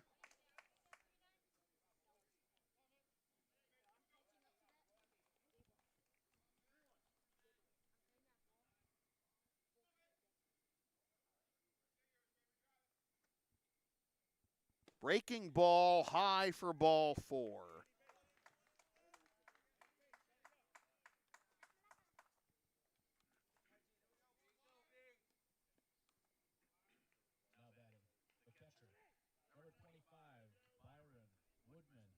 So,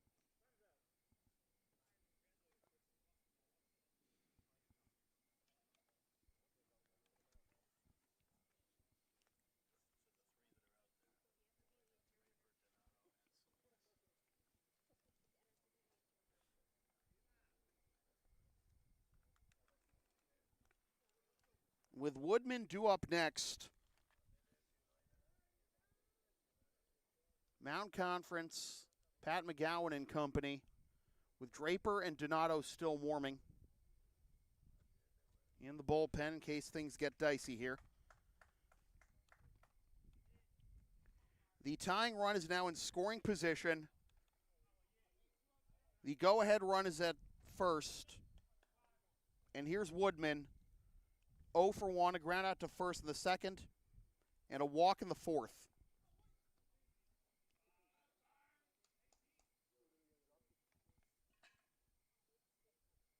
Swings and misses for strike one.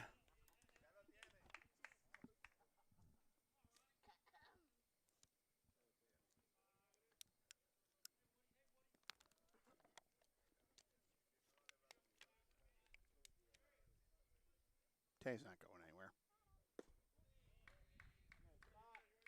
1-1. Not a guy I think you'd have to worry about picking off, and I think Teddy respects Dush's arm enough, certainly. Back pick attempt at first, and whoa, dangerous spot there as Sway leapt to haul that one in, and don't want to come down on Schroeder there. 2-1.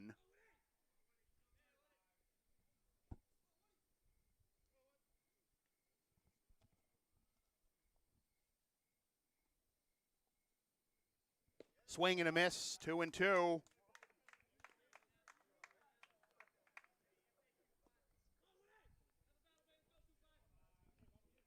Woodman trying to keep the line moving for Nate Witkowski on deck. Juba at second, Schroeder at first. A lot of guys with catching experience here, including Woodman at the plate. 2-2.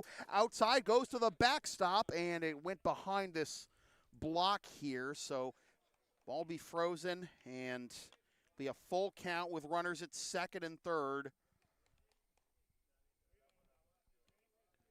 Putting the tying run 90 feet away and the go-ahead run in scoring position. A wild pitch. And a pivotal pitch upcoming on 3-2. Payoff.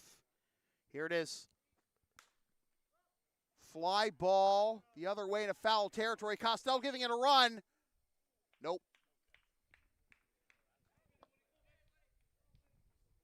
Do it again, 3-2.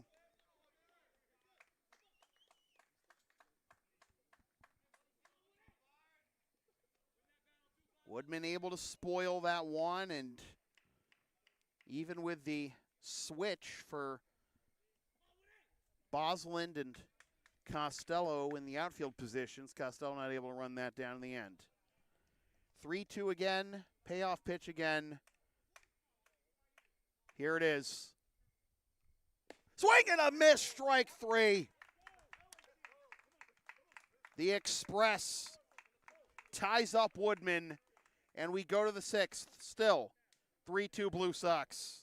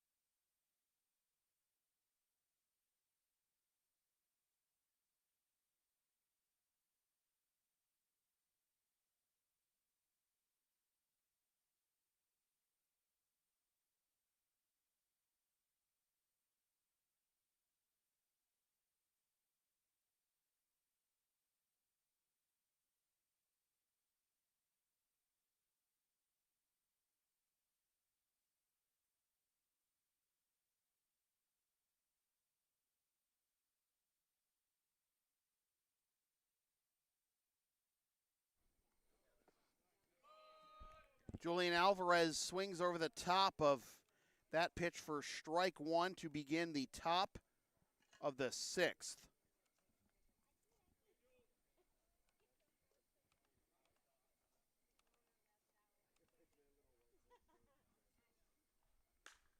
Swings at that one.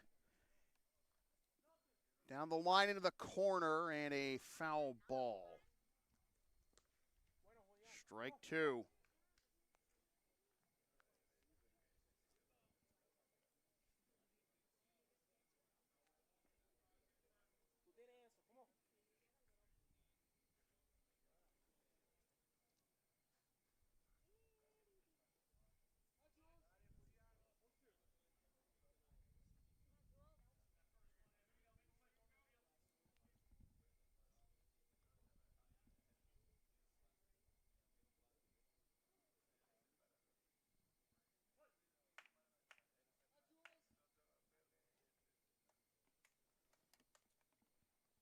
Swing and a miss. Good morning, good afternoon, and good night, Julian Alvarez. Just the second strikeout tonight for Evan Walsh. One down, and now Jules is 0 for 1 after a sac fly in the first and a walk in the third. Third strikeout for Walsh. He struck out Jimenez to end the fifth. That play is completed 2-3. Here's Leonard. Takes strike one.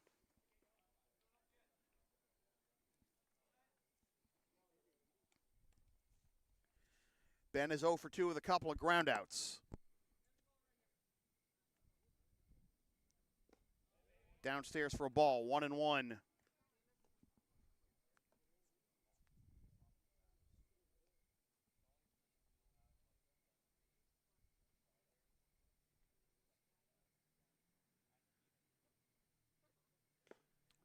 Foul tip into Woodman's mitt to make it 1-2.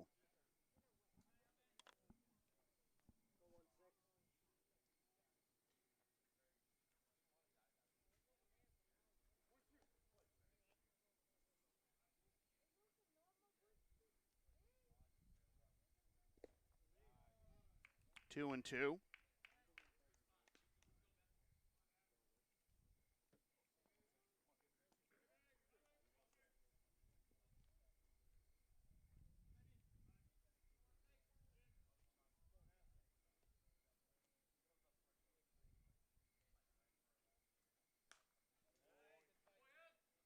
Do it again, 2-2.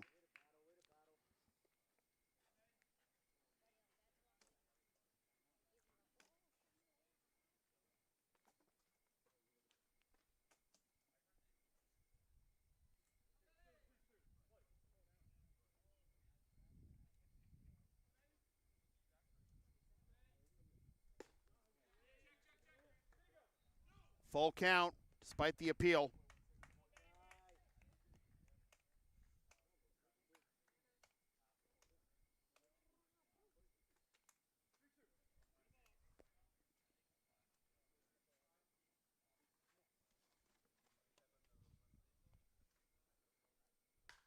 Popped up into shallow left and calling off the shortstop the last minute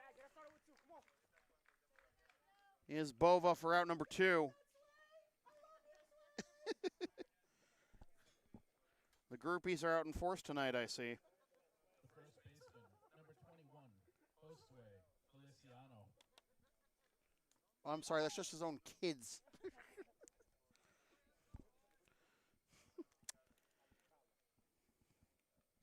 Sway 0 for 2 with a couple of groundouts. Takes that curveball outside for ball 1. In the bottom of the 6th, it'll be the bottom third of the order due up for the Chiefs. Witkowski, Bova, and Valdario. Fogg is basically cleared at this point. Here's another grounder to second. Ferdinand on to first. 1-2-3 go the Blue Sox in the top of the 6th. We go to the bottom of the 6th. 3-2. Lexington on top of Andre.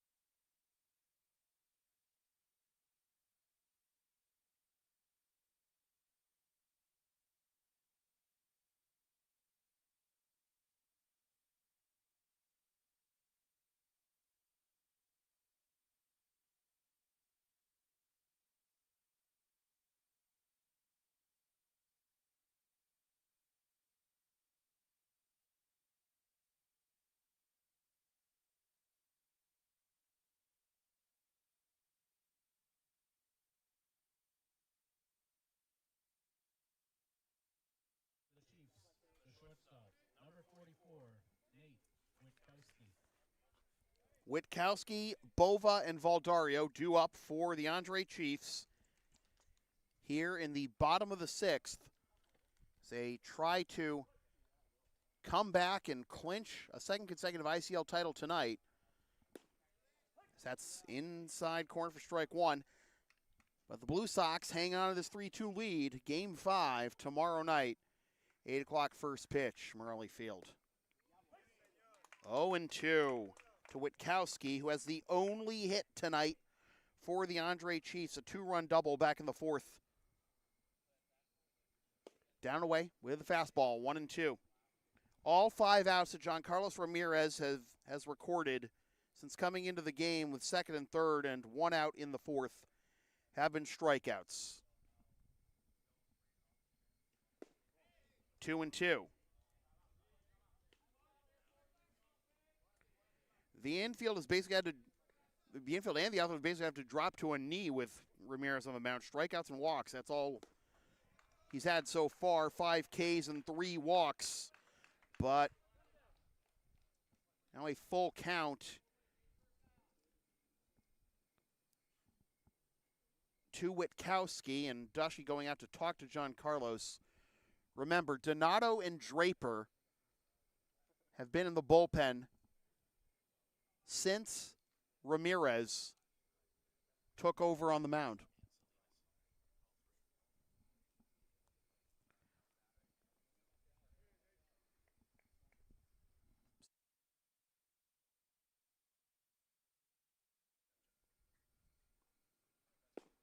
Down low for ball 4 to lead off walk. Rick DeAngelis getting up in the Blue Sox dugout. And just making some signals to the infield is all. No thought of a visit. So the tying run at first. And here's Bova. Outer edge, strike 1 to Bova. Pop up to short and a walk. And that was the first plate appearance against Ramirez. Jerome walk, but Ramirez got out of that jam unscathed after the walk, reloaded the bases in the 4th. Grounds this one up the middle. Oh, and it kicks off of AJ's glove into center, but a stumble over the second base back, throw back, and the throw is off target, and everybody is safe. The second base bag itself came out of its socket, too. Woo. That was nearly disaster for the Chiefs and then nearly disaster for the Blue Sox. And Anthony Perry coming out to make sure that Witkowski is okay. In the end, it's a single for Bova that puts the go-ahead run at first and will make it 1st and 2nd. Nobody out for Nick Valdario. And everyone and their mother should have an idea of what the Chiefs might try here with Nick. He's 0 for 2 with a ground out to 2nd and a strikeout looking. I feel like Sway could just stand in front of the left-hand batter's box in this situation. He does get the bunt down, but it goes foul for strike 1. So Bova with the base hit. That's now just the 2nd base hit of the game for the Chiefs, but it makes it 1st and 2nd with nobody out. The tying run at 2nd and the go-ahead run at 1st. Ramirez with a look at second base. Witkowski. There's the offer. Didn't make contact. It is 0-2. Now, Ferdinand the other night on an 0-2 pitch still dropped down a perfect bunt for a base hit. On turf, not sure if even he would try that here. A little different when you can slow it down on dirt or grass. 0-2 to Valdario. Oh my goodness, strike 3 called. Wow, wow.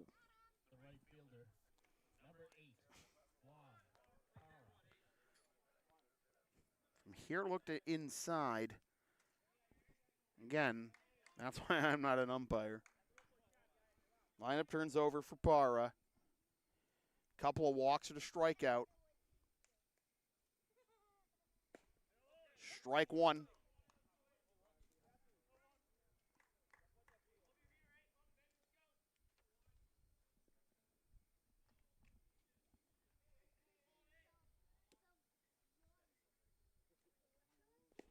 Bounces to the plate. No advance by the runners. The count is 1-1. Remember when I told you fine folks about last time Parra was up? A similar spot. Told you about his game-winning home run early in Game 5 of the Championship Series against the Expos in this park 1 year ago tonight. Here's a grounder to the left side. Not sure they'll ever get two. They do get the lead runner at third. The play goes 6-5. Heads up play there by Jimenez. Not trying to turn back towards second and anything off balance. So it'll be first and second.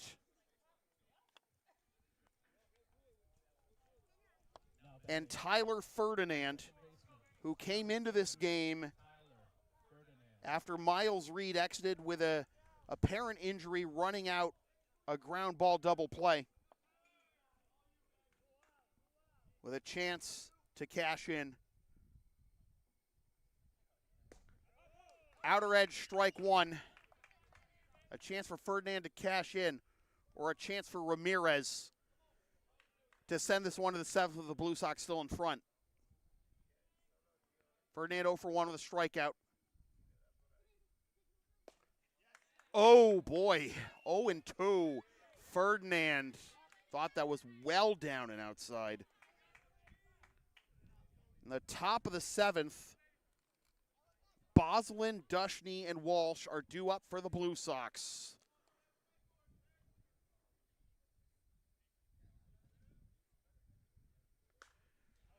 Fouled off, we'll do it again.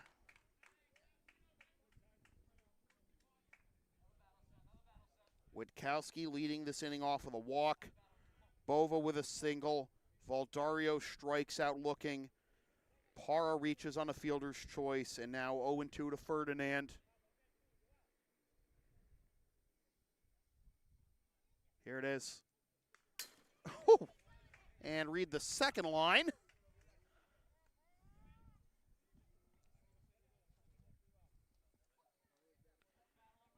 Swings you typically see from Ferdinand are not that violent. I get some anger out somehow. 0-2.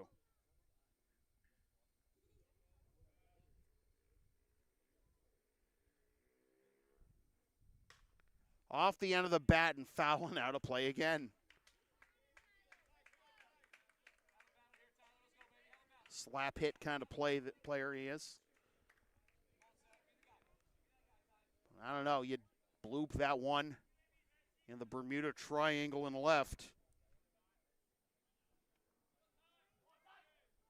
Bova should score and tie this game. Here it is again, 0-2 from Ramirez to Ferdinand. Grounder to the right side, hurdled into right field for a base hit. Bova being waved around third. Here's the throw to the plate. Ran to the umpire. Safe! We got a tie game.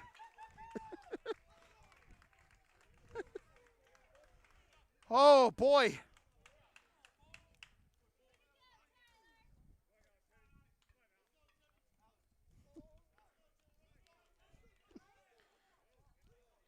Had to hold up on the call. Might not have been as emphatic as I'm sure Chiefs fans would have liked. Had to make sure that the umpire was okay. And they are going to intentionally walk Teddy Juba.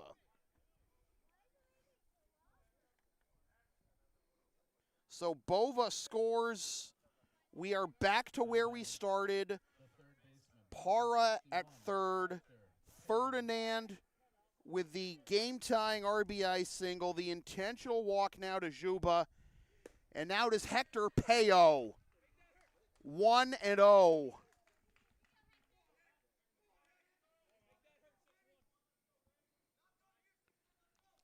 Payo with a walk his first time up, and then a ground out to second, strikeout, 0 for 2.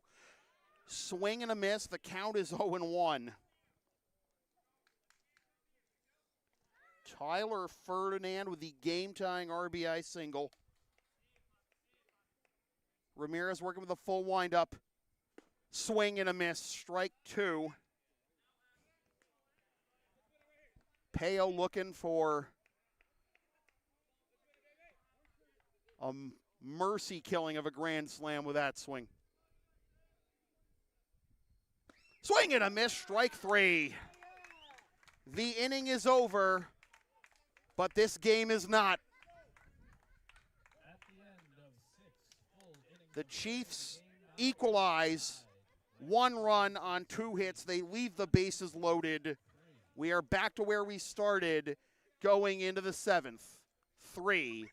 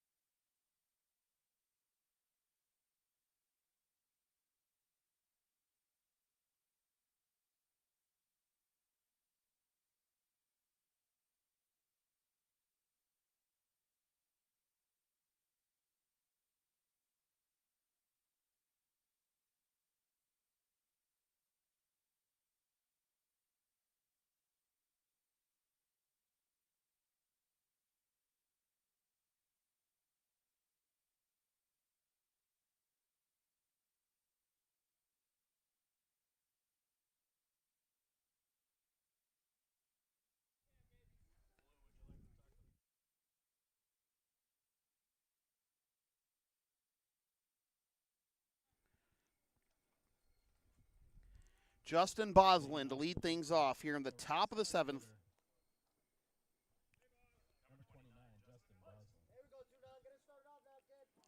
0-2, 0 for 2 is Boslin in this game. Trying to bunt his way on and pops it into the screen. Nope, no arena baseball, Byron. It's 0-1.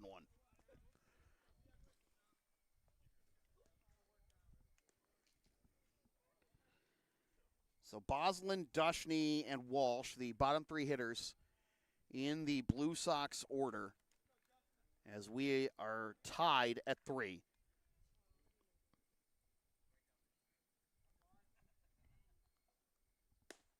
Up and away for a ball, 1-1.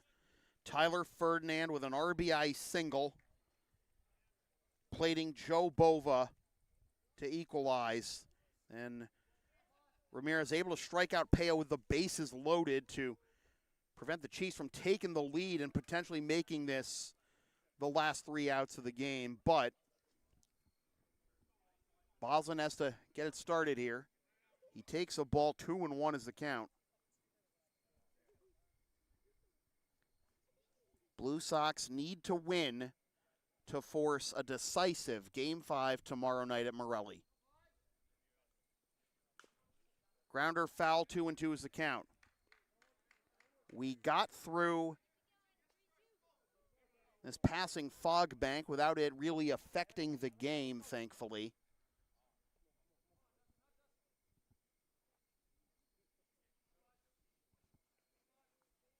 Walsh delivers. Remains 2-2.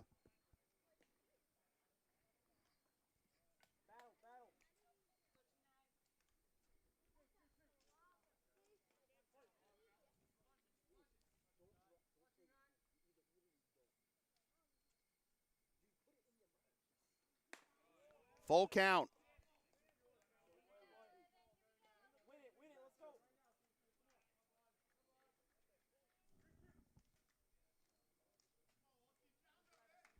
Lefty against lefty.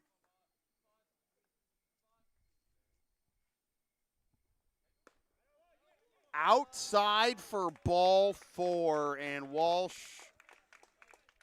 maybe not the happiest with that call, but The leadoff man is aboard for the Blue Sox for only the third time tonight.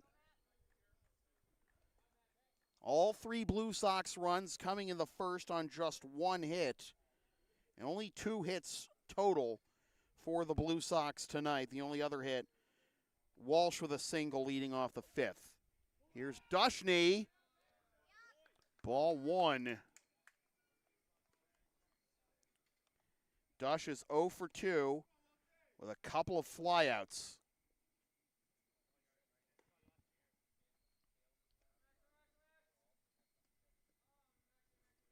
Peo in from the bag at third, able to pull back for ball 2.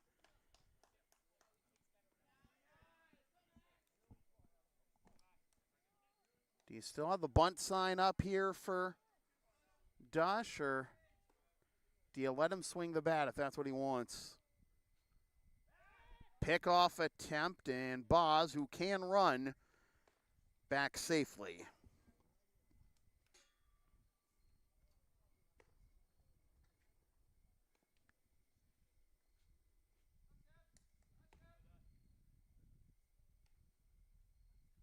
Squares again, gets it down, fielded by the pitcher, on to first, he airmails it! To third goes Boston, and now he's being waved around home! Blue Sox lead!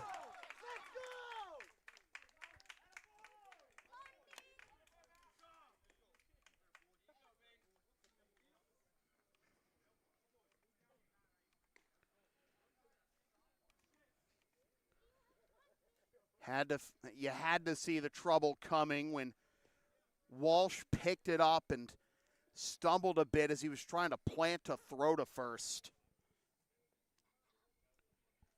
Sacrifice. E1. No RBI. The Blue Sox lead 4-3. Now batting, the second baseman, number 4, Dylan Walsh.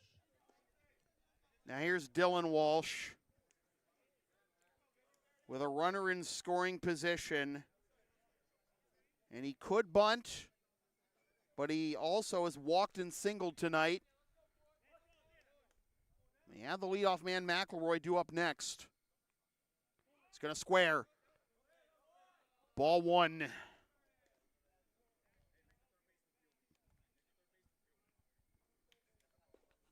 Make the third baseman field it, says Sway, and yeah, that's what you want. Unless the Chiefs have the rotation play on. Force him to go to first. 2-0. You make the first base, if you bunt it towards the first baseman, you can at least try to throw to third. It'll be easier for him to get to than Walsh. He's falling off towards the third base side as Dylan comes up empty here for strike 1, 2-1.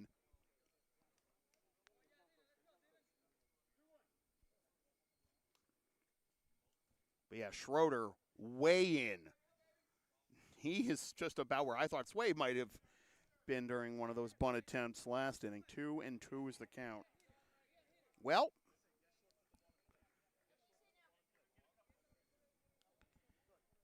Dylan's going to have to swing the bat now.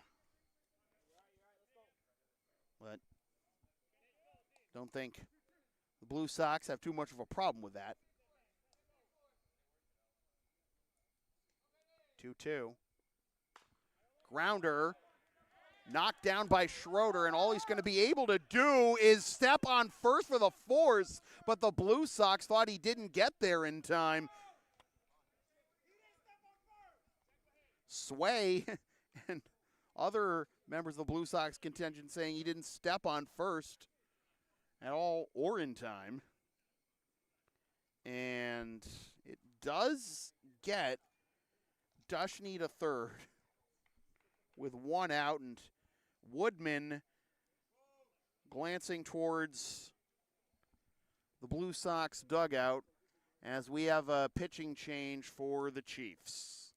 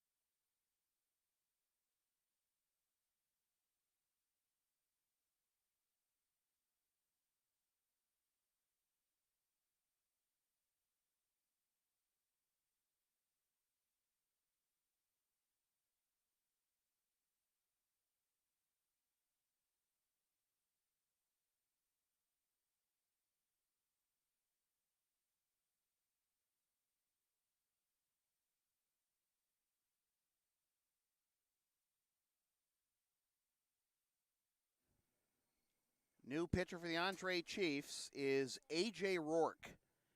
10 appearances in the regular season, 3-2 with 2 saves and a 2.24 ERA. In 25 innings, allowed 15 hits, 15 runs, 8 of which were earned, walked 10, struck out 32, surrendered 1 home run, hit 2 batters, and threw 2 wild pitches. Took the loss in the suspended game against the Blue Sox that started on June 20th. 5 innings, 3 hits, 4 unearned runs, 1 walk, 4 Ks, and 1 hit batsman. Making his first appearance of the postseason since August 8th in the semis against the Americans. He went 1 inning and allowed 5 hits and 3 earned runs with no walks and 1 strikeout.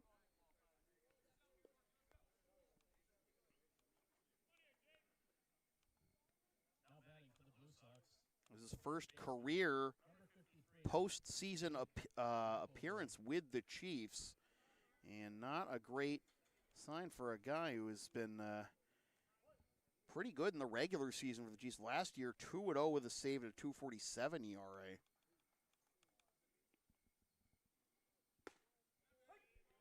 Jake McElroy takes strike 1 from Rourke.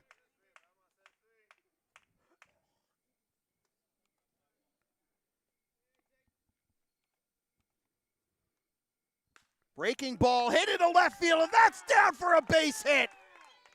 Into scores Dushney.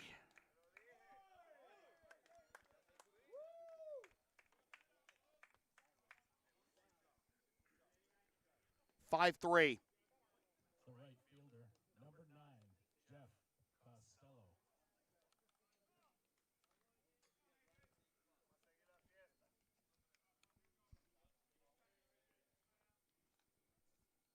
McElroy's first hit of the ball game. Costello grounds this one to third, high hop. Payo to second, he's safe. Everyone's safe. Oh, he's out. Oh.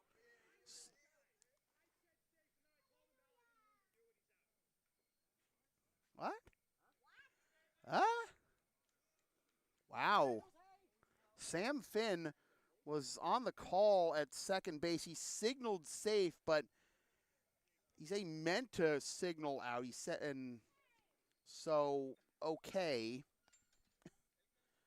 Well, I guess that's a 5-4 fielder's choice in the end. No issue with Costello being safe at first, but all right, just crazy game, man. Anyway, here's Jimenez. Grounded this one, knocked down by Payo. Thought about second, through to first, not in time. Boy, now you no wonder Sway was saying make the third baseman field it. E5 between the hesitation and then the off-target throw. The designated hitter, number 25. Is that the Alvarez. third error of the night for the Chiefs? Second of this inning. And now here's Alvarez. Strike 1, 0-1. Alvarez not happy with the call. I don't think either team are happy with a lot of these calls as the game is worn on, but it is 0-1. In the bottom of the 7th, Schroeder, Woodman, and Witkowski are due up for the Andre Chiefs. Swing and a miss, strike 2, 0-2. Alvarez 0 for 1, sac fly in the first, a walk in the third, and a strikeout in the 5th.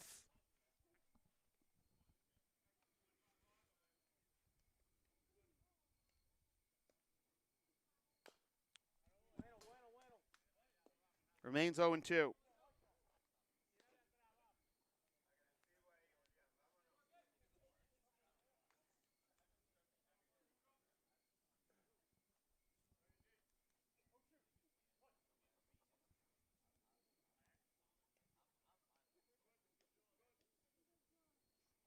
Down away. for a ball. The count will be 1-2.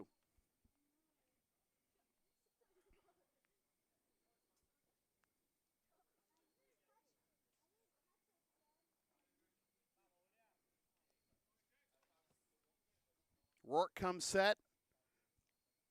1-2 to Alvarez. High for a ball, 2-2. Costello at second, Jimenez at first. The Chiefs tying the game in the bottom of the sixth. Come close to taking the lead a couple of times in the late innings. But the Blue Sox extending the advantage back up to 2 runs, 5-3. And Alvarez grounds this one. It ricochets off of Payo. And everybody's going to be safe. A bullet off the bat of Alvarez. Should go as an infield single. The left fielder, number 16, Ben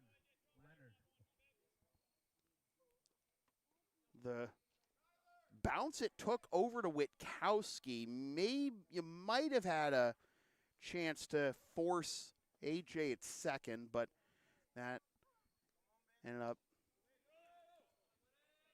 eating it to just now run the chance of any more craziness. Could potentially dig a deeper hole for the Chiefs in this game. 1-0 is the count to Leonard. 1-1 is the count to Leonard. Leonard is 0 for 3, couple of groundouts and a fly out to left. He is the 8th batter of the inning.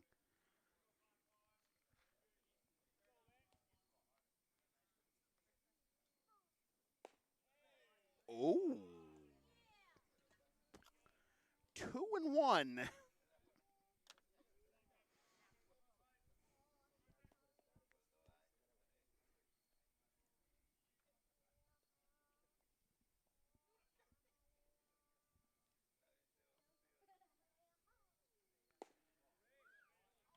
Three and one. Chiefs dugout trying to be positive with Rourke, but I think to get those spots. I don't know what strike one was called.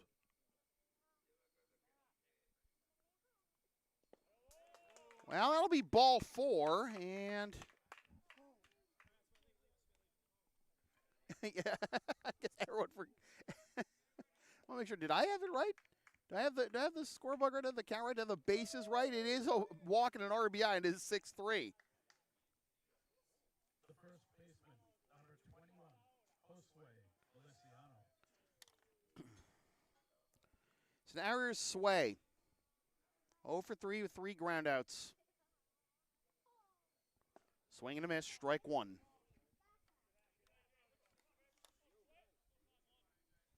Again, Schroeder, Woodman, and Witkowski due up in the bottom of the 7th for the Chiefs. Blue Sox able to put it out of reach. Sway grounds his one to the left side, through for a base hit. 1 run scores. Alvarez gets the stop sign. RBI single for Sway. 7-3.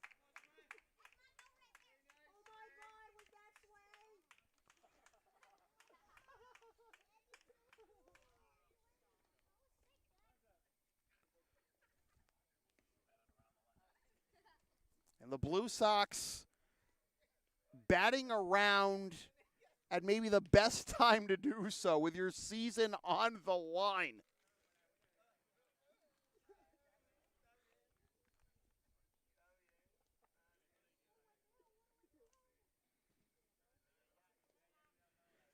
Alvarez at third, Leonard at second, Feliciano at first, and Justin Bosland, who got this party started with a walk off of Evan Walsh, rather. It's been a long night. Stop it.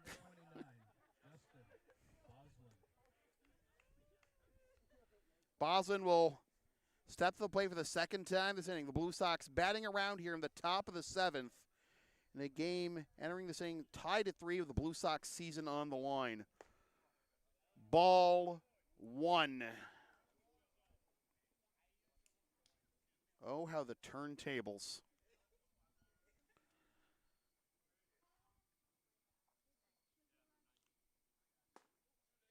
1-1.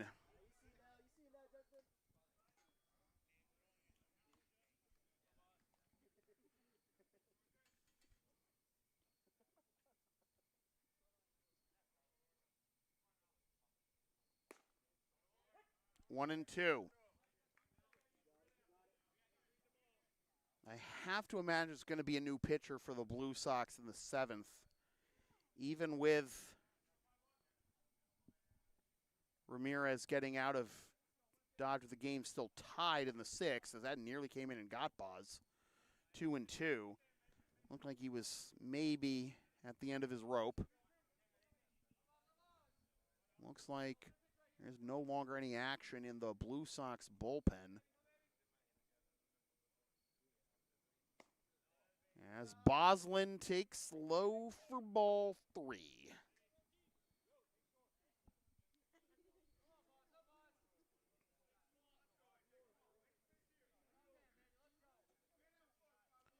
Runners will be off of this next pitch. 3-2, 2 down, bases loaded, 7-3 Blue Sox. Payoff, here it is. We think. Wow. Stalemate there between Rourke and Boslin granted time. He will settle back in, and again, gentlemen, start your engines. 3-2 with 2 outs and the bases loaded. Here it is. Popped up, Ferdinand makes the catch to retire the side, but the Blue Sox with a 4 spot at the top of the 7th, and it is closing time for the Blue Sox, up 7-3.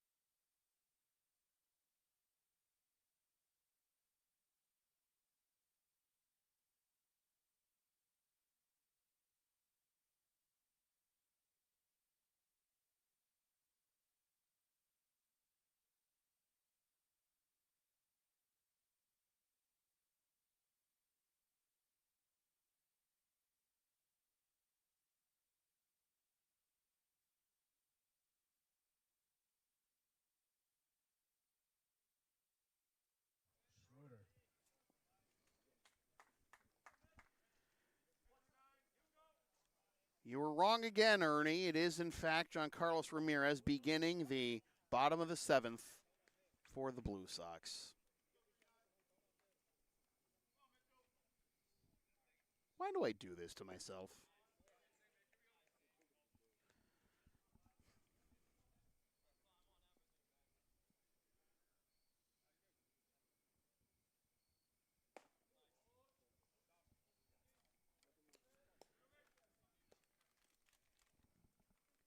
Two and one is the count to Schroeder.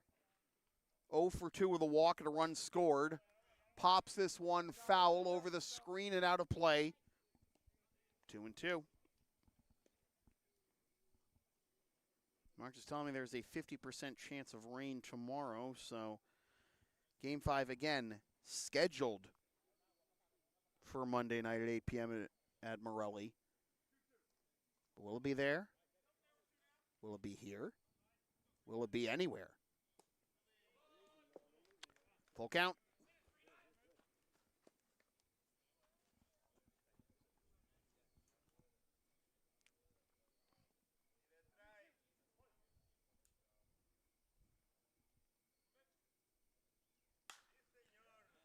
Fly ball into center field. Back goes Bosland. Makes the catch. One down.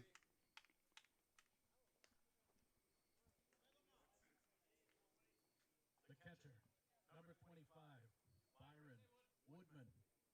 Here's Woodman. 0 for 2 with a walk.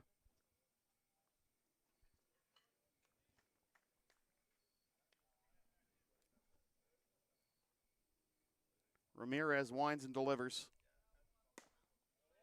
High for ball one.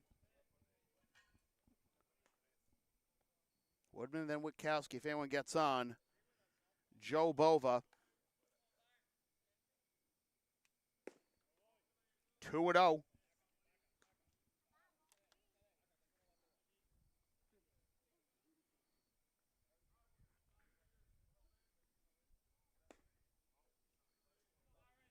Hmm, 3-0.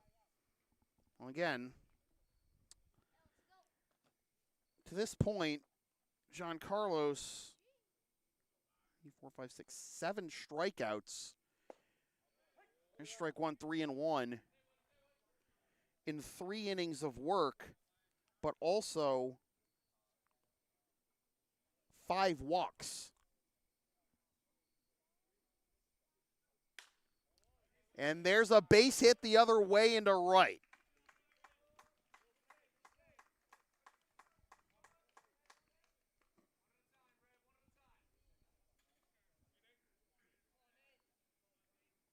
Woodman reaches, but Witkowski laying one down the furthest thing from his or anyone on the Chiefs' minds right now.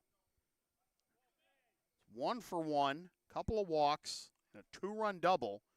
They got the Chiefs within 1 back in the 4th.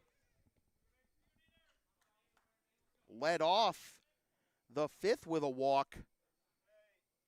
Was forced out.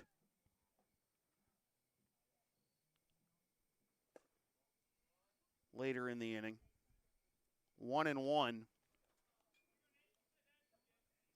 If you're Ramirez right now, you don't have to be terribly concerned about a 2-ball because the tying run is still in the on-deck circle. Still in the dugout right now for the Chiefs. So just get your batter and go from there. But 2-1, don't worry about dancing around too much, but 2-1 count to Witkowski. Slide step, swing and a miss, 2-2. Now, some guys have, a pitch that they can rely on to get a swing and miss or any kind of strike when they need to. For John Carlos, feels like he's just changing his tempo within his delivery. You're a batter, you call time sometimes to mess with the pitcher's rhythm. This pitcher can do the same. Those Johnny Cueto-style hitches we've seen from John Carlos tonight and in other appearances. A full count to Witkowski. Ball 4. Well, again, the left fielder, number 3, Joe Bova. it's got to get your batter here. But this is the guy you can't let on base. Joe Bova. 1 for 2. Walk, a single and a run scored. Pop up to short. Now this puts the potential tying run in the on-deck circle. And Bova swings at the first pitch and fouls it off.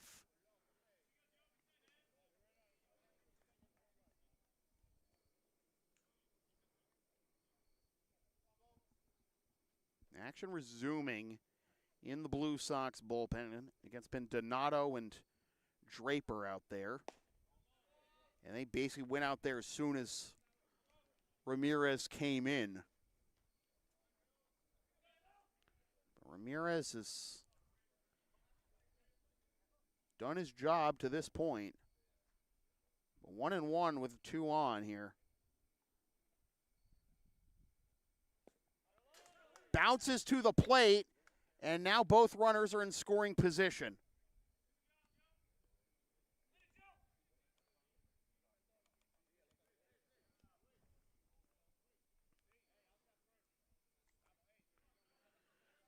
Ramirez talking to his guys in the dugout.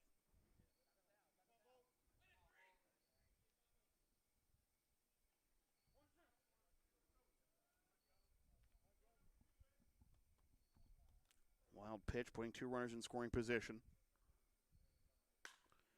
Fly ball into left center field. Bosland on the run, reaches out. He makes the catch, and the off-balance throw that he fires on one hop to Dushny freezes the runners.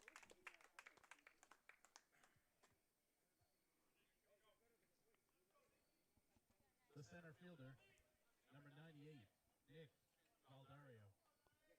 What a throw by Boz on the run from center. One hop.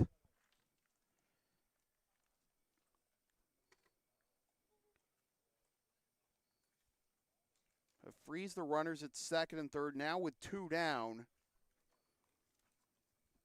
Conversation here with McGowan in the Blue Sox infield. As it is up to Nick Valdario to try and keep the line moving.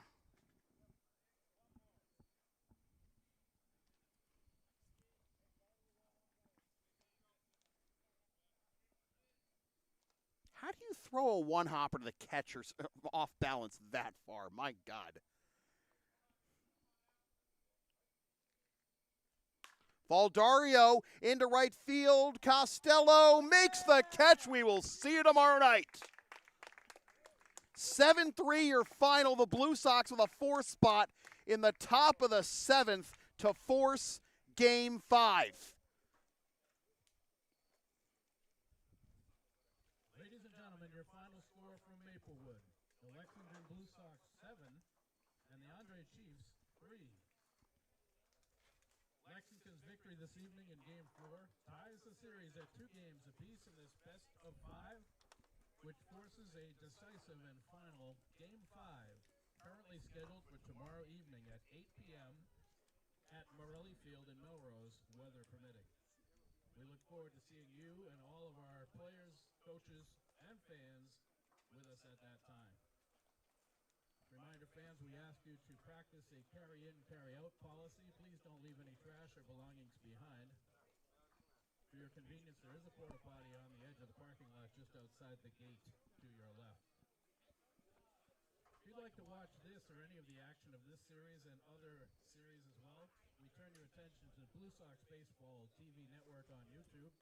That address is youtube.com/@BlueSoxICL. That's youtube.com/@BlueSoxICL. We're grateful for Blue Sox Baseball for bringing us that connection. Once again, our final score at Maplewood, 7-3 in favor of the Lexington Blue Sox to tie the series 2 games apiece. Game 5, the decision-making game, tomorrow evening at Morelli Field in Melrose at 8 p.m., weather permitting. Thank you for joining with us. Good night. John Carlos Ramirez gets the win. Evan Walsh gets the loss. And the Lexington Blue Sox down 2-0 after that shellacking in Game 2. Rick DeAngelis said, dare to be great. Mindset, much like Kevin Millar in the ALCS in 2004 after the Red Sox fell behind 3-0. Don't let us win 1. They won 1. They won 2. Can they win 3? It all comes down to 1 game for the Intercity League Championship between the Lexington Blue Sox and the Andre Chiefs. Reject modernity, embrace tradition. Would you want it any other way? We will see you fine folks here on this here YouTube channel tomorrow night, 8 p.m. first pitch, weather permitting, for Game 5 between the Lexington Blue Sox and the Andre Chiefs for the Intercity League Championship. 7-3 your final score. For all my righty friends here at Maplewood, my name is Sam Feely. Thanks for tuning in, and don't forget to support the Blue Sox in the Intercity League all season long and all year long at intercityleaguebaseball.com by subscribing to this here YouTube channel and follow us on the Burb, the Book, and the Gram. Love you, Katrina.